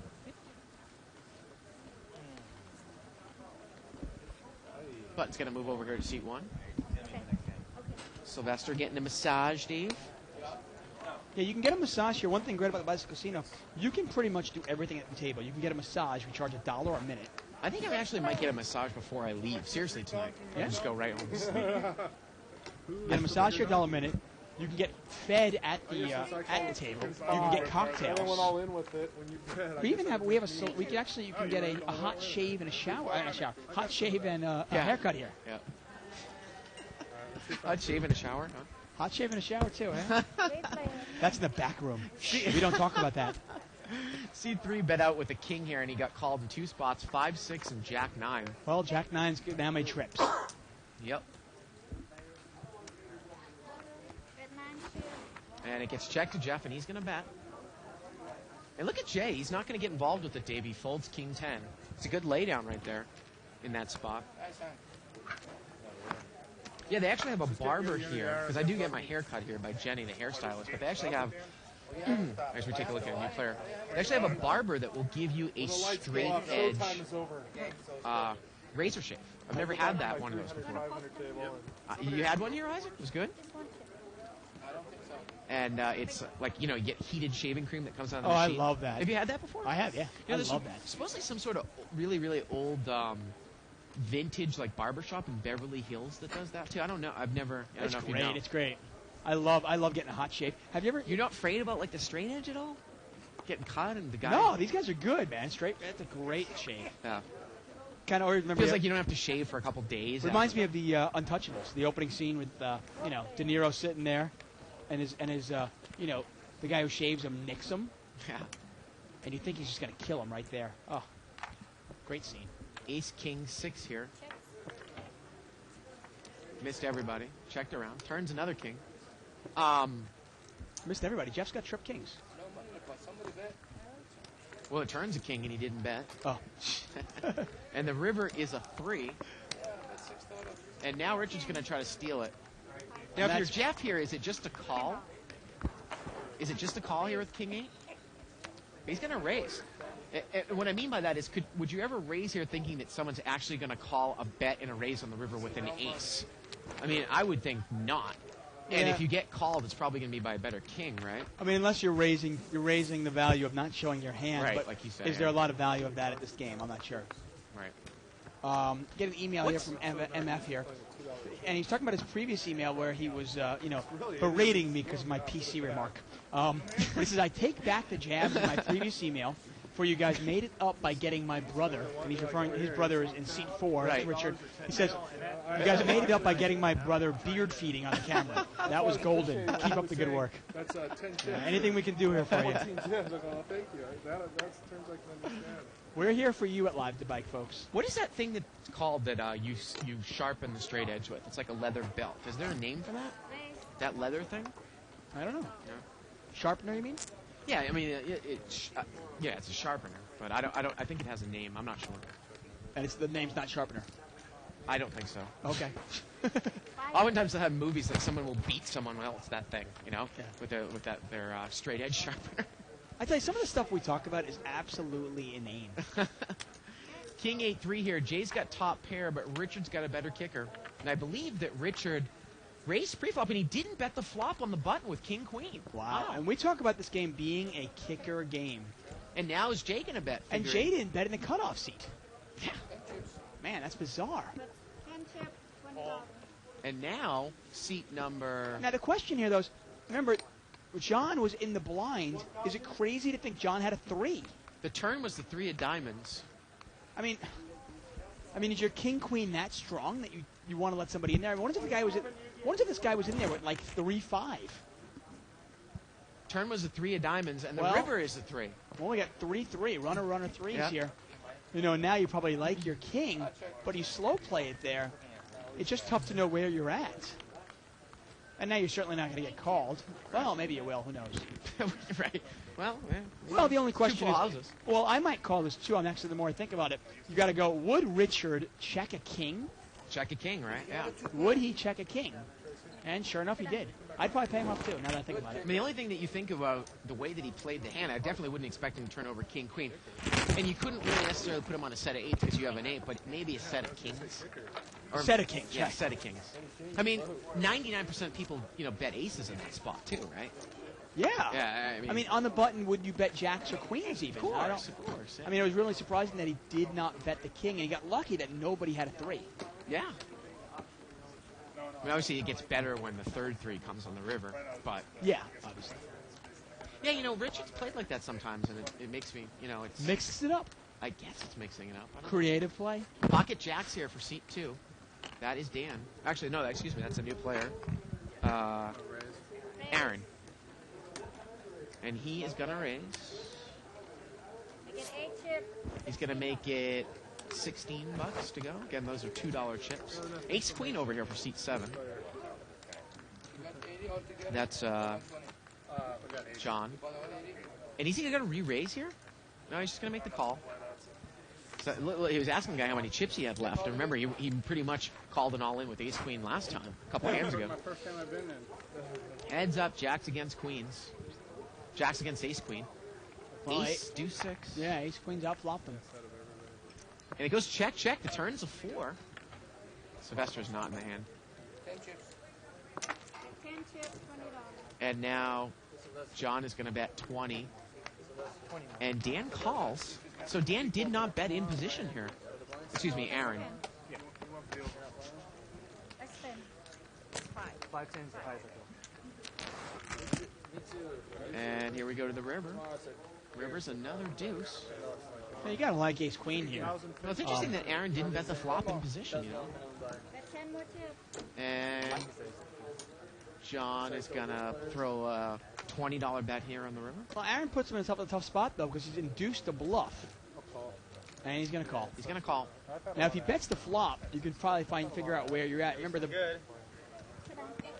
Remember, he's also induced a bluff against a guy that has shown that he has made moves tonight. Yeah.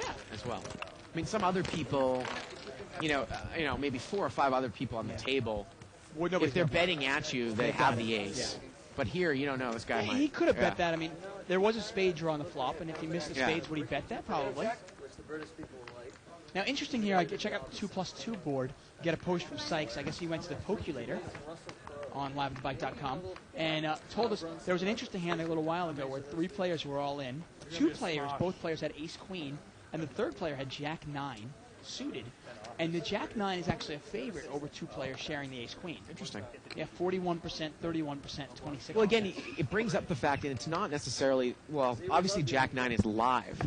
But I thought it was interesting that, when you're in a tournament and you have jack-10 suited, you are a favorite over a lower pocket pair that doesn't interfere with your straight because of your straightening flush possibilities right, like and your you're saying overcards. if you have, let's say, jack-10 suited against pocket 3s. Your favorite. Whereas, say, pocket 3s against ace-king is almost 50-50. 3s being a little bit of a favorite, I think. It's one reason why if you're going to make a move in a tournament, you know, you think somebody might be weak, making a move with a hand, say 10-9 or jack-9, jack-10 or 10-9 suited is not a terrible play. Right. Because even if you get called by a small pocket pair, you're not in bad shape. Yeah. Wow, and Jeff has turned the straight here. Yep, and he checked it. John's got absolutely nothing. Excuse me, John checked it. And Jeff checks right behind him, doesn't get any money in there, and the river's a jack. Well, now, you got to pretty much know you're not going to get much on this one, huh? Well, the funny thing is that if he had bet, he might not have gotten a call, but maybe he gets a bluff here on the river. Well, no. He's going to check. Thinking maybe he induces, yeah, well. In that case, I better bet. How much? I don't know. 40. Not that much. Jeff's going to bet 40 here. And notice how, that's kind of a tell. Notice how he doesn't care. How much did he bet? I don't know. Because he knows the money's coming back to him. Yeah, he shows the straight. Right. I knew it. When the 7 showed up, I knew it. Seat 7 knew it. He knew it. Well, that and the fact that he had king high. Right. That's all there is to that. Actually, 9-10 and jack-10 suited, say, against Well, you only had a king kicker. ace-king or ace-queen.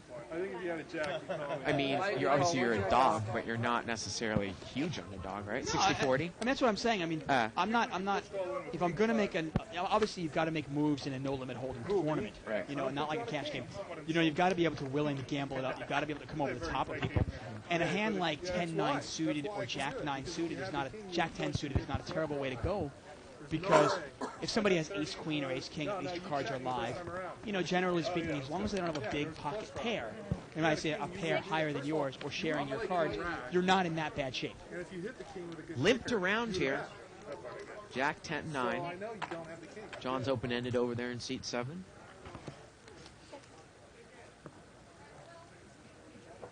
And the button's gonna bet his draw. He bets $6. And the funny thing here is, you see John C's hand, pocket 7s obviously has no value. But we'll see Allen possibly call there for the gut shot to the 8. Of course, giving anybody with a queen a higher straight. Yeah, we've seen all the time. We've seen in the big game people will call this with 7-6 of hearts. Right. Turns a deuce. Well, Serge called with 6-7. There you go. Yeah. I didn't even think he was. Lucky number, 7.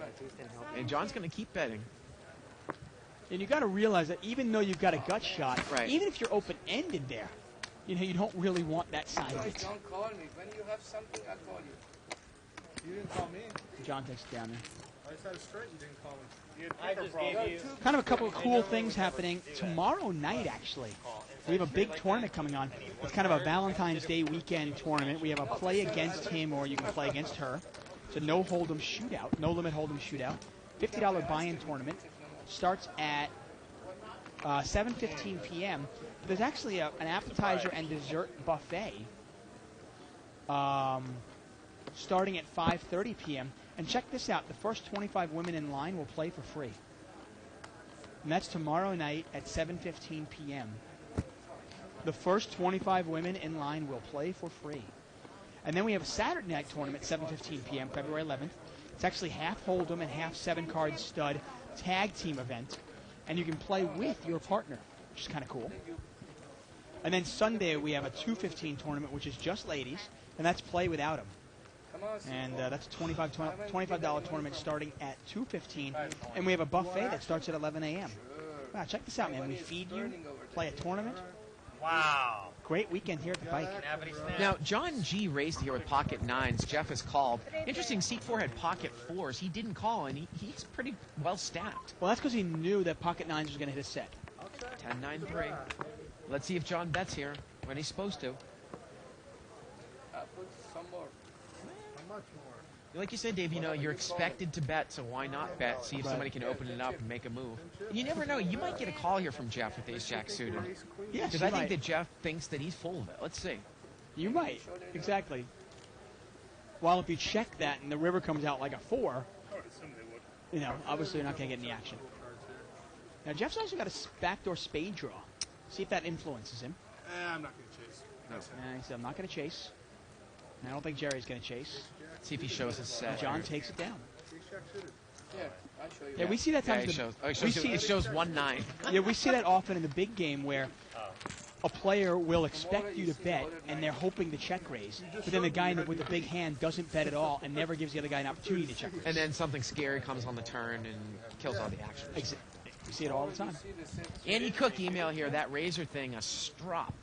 There you go, that sounds right. Tomorrow we see the set. Strop. Dave, I'll beat you with my leather strop. No sad. Oh, how you turn me on, Bart. God. You can't quit me, huh, Dave?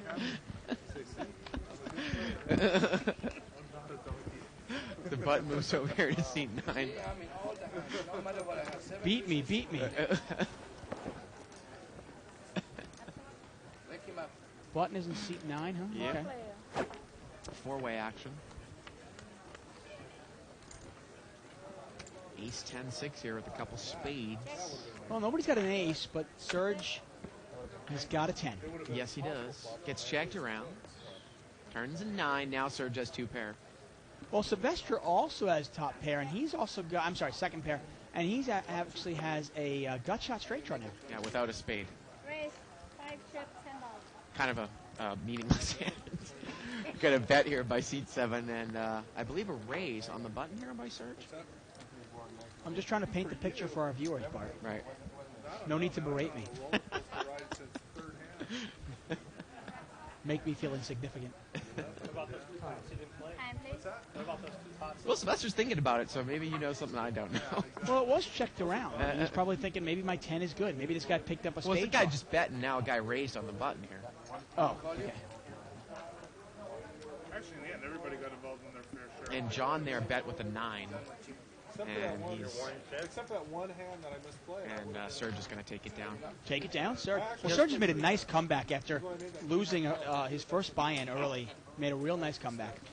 You know, the thing about those straight edge razor shave is that thing's got to be sharp, man. I mean, you can imagine, like, when you use, like, a Mach 3 blade, when it's dull, it hurts like hell. Take a look at another chip count. John still in the lead with $300. Surge, look at that. Look at that resurgence Yeah. from Surge. You bet something full. Surge, surging ahead. Stop. As we get about 6 emails now telling me what the leather thing is. Yeah, only the hand that You know the funny thing, I was watching something about barbershops, and the color, you know the barbershop pole, like with Yeah. the red and the blue?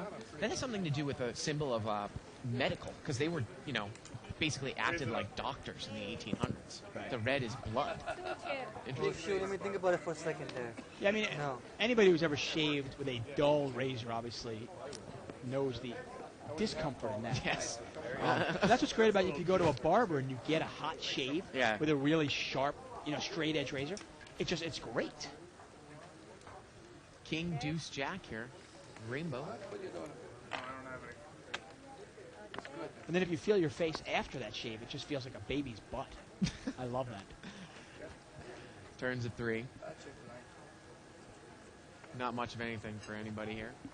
And the river is a 9. Yeah, Aaron's back to the best. Actually, no, John C. has got ace 9.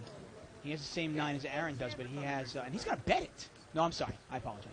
Yeah, he it's did. actually, no, it's the wrong John bet it.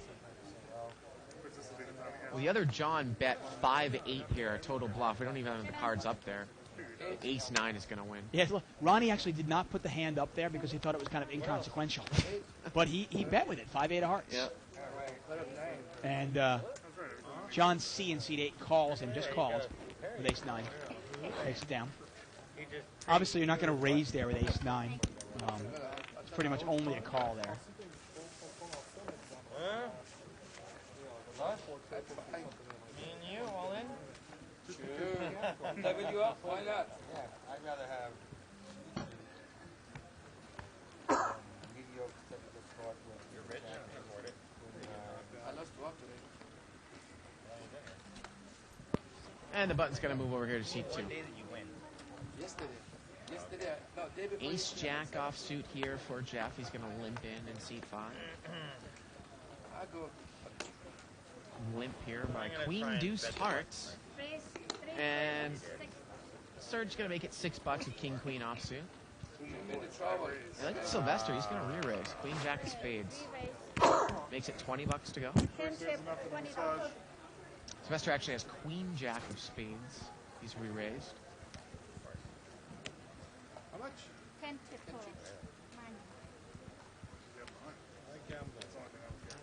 And is Jeff going to call a raise and a re-raise with ace jack offsuit out of position? I guess the answer is yes. You gonna chase? You gonna chase a few checks? How many chips do you have there? 100? And He got like. And I can't tell you how much I love this $80 game. yeah. I wish we could have it here every Thursday. 7 total, so 7 more. Yeah, see the flop. So Sylvester has re-raised. Has he moved all in here? No, he's just he's re-raised, and they were asking how much he had left. There you go. So we get a call by ace jack and king queen. Again, king queen over Sylvester's there. in terrible shape, huh? Yeah, but you know what? If it misses everyone, he might bet here and take it down with I mean, the he's re-raise. badly dominated, obviously. If a queen or a jack came out, he would have nothing. But this is actually the best flop for him because if he bets it, I don't think anybody can call. Yeah, he moves all in. And look at that. 10, 4, 5. He's using the power of position. He has by far the worst hand. Why did I play this trash? Did you even see the flop? Jeff even says, why do I play this trash? Right. Referring to ace jack. He won. And he wins at that. Get a nice email from Tina there, Tina Liggett. And we look forward to having Tina in the game again. Probably has ace jack. It's always refreshing seeing a new face in the game, so we look forward to having her back in the game. 10 chips is what, $20? We had an email. That's Here. only 14 more. This is what I was referring to. Email here from Dave Jones, who gave me a link to an article that was titled "Razor Strop Helped Develop Nation's Children." Few things have contributed more to the character and upbringing of our elder Americans than the razor strop. And he's referring, of course, I guess, to the beating that the razor strop can bring upon someone. Who's straddling? Dave's got a look of horror on his face. Why don't you read the whole article to us? I think this would fascinate our viewers. I lived there for that.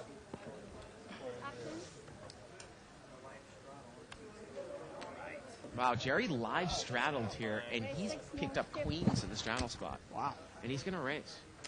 Because we didn't win last week. And John calls without even thinking about it. Yeah, Jack 'Just 10 like off. that. Jack 10 offsuit. I have no expectation of winning this hand at all. Three-way action here. Ace 7-6. Okay, check. Jerry's going to bet. Straddler with a real hand, I find it 10 chip, $20. And he's going to take it down Take it down, Jerry. Hey, stranger. He's not running that bad. And thank Hey. Oh, wow. There she is. What a great shot. Oh, please go away. Go away. God, do I miss you. Jeez. How are things going, Shirley? They're going good, thanks. What's up? How you been doing over there at that other casino tournament series? Well, I've been playing well. I haven't placed in any events yet. So we'll see. I saw that that Steve Badger made the final table of one of the Omaha events, right? Well, hopefully we're going to see you on Wednesday. This is an interesting setup I'm trying to do here. Yeah. Wednesday to I might come in and fill in for Dave next week. Cool. So I'll see you then. I tell you, I miss that face. I miss that face. Fortunately, I have her website on my favorites. Yes, You guys should too. It's Poker Babes. It's poker-babes.com. Shirley's website. If you want to see more of her, check that website out. Got a raise here by seat 5. And seat 7 is going to call. Not exactly. Talk about what's going to be tomorrow night, who's going to be here, $1,000 buy, and blah, blah, blah. And we've got 3-way action. I played last Thursday, and I was on TV. So Jeff raced with pocket 4s. Yeah, the 80 game. It was last week. He still has the best hand. Yeah, he does. And, Hard for him to know that, but he has the best hand. Let's see if he fires out at it. Now, he raised with pocket 4s out of the small blind, which always really makes it tough to play the hands. Yeah, and everybody checked, and now John's picked up top pair. Yeah. And John will probably bet this now. Check now, go here, I bet for you. There you go. I got mine. And sure enough does. John bets it for him. And interesting, if Jeff had done a little continuation bet on the flop, he probably would have taken it down. A while back that he was putting a bid for the World Poker Tour. Somebody made a joke on the internet that he was putting a bid for Live at the Bike. Interesting post here on 2+2 by Blinky Girl, who's Tina. So I think that's the email that she sent us, wasn't it? I think so. Dave, this is going to be the last hand of the night. Well, that's good. I actually want to go hang out with Shirley. If you don't mind. Shirley's actually going to be playing. I know she's playing in the main event over at the LA Poker Classic, which starts next Thursday. Right? She is. She's playing in the main event. And unfortunately for Bart and I, we don't get to play too many tournaments because we're here every night from 7 to 10. But I'll tell you one tournament we are going to play, and I'm not exactly sure what we're scheduled to do over those days. We have been invited to play in the Invitational, and I'm so excited, Dave, because we're talking about 250 players. It's a televised Travel Channel tournament. It's a $400,000 free roll? It's a $200,000 free roll with an additional $25,000 seat to the Bellagio the World Poker Tour main event. And a nice percentage of that field is going to be dead money. I mean, this is basically the best chance to ever get on a WPT final table. Right. Put the pressure on us. Really. Right. Really reap it on.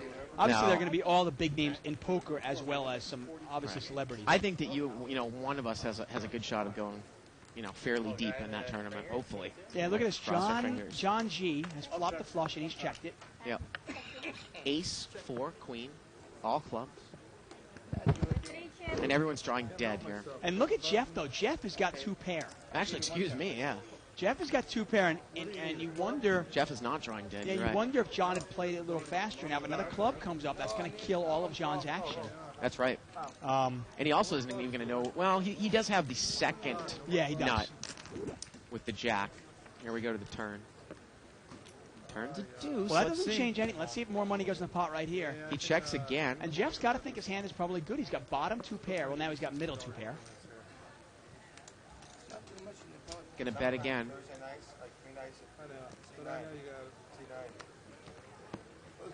Gumball. Gonna bet 30. And look at that. He's saying Gumball. I mean, he really thinks he has the best hand. And I don't think Jeff's got enough money to get away from this. I put you all in. Attaboy. Check, raise, all in. If you got a club, God bless you. And he says, if you have clubs, God bless you. Well, God bless you then. Well, Jeff can fill up here and win. He needs a queen or a 4. Yeah, he's got 4 outs, and that's it. Nope. And he's going to go broke. And John, another big pot for John at C7. Wow, he's really had a big night. And the jack.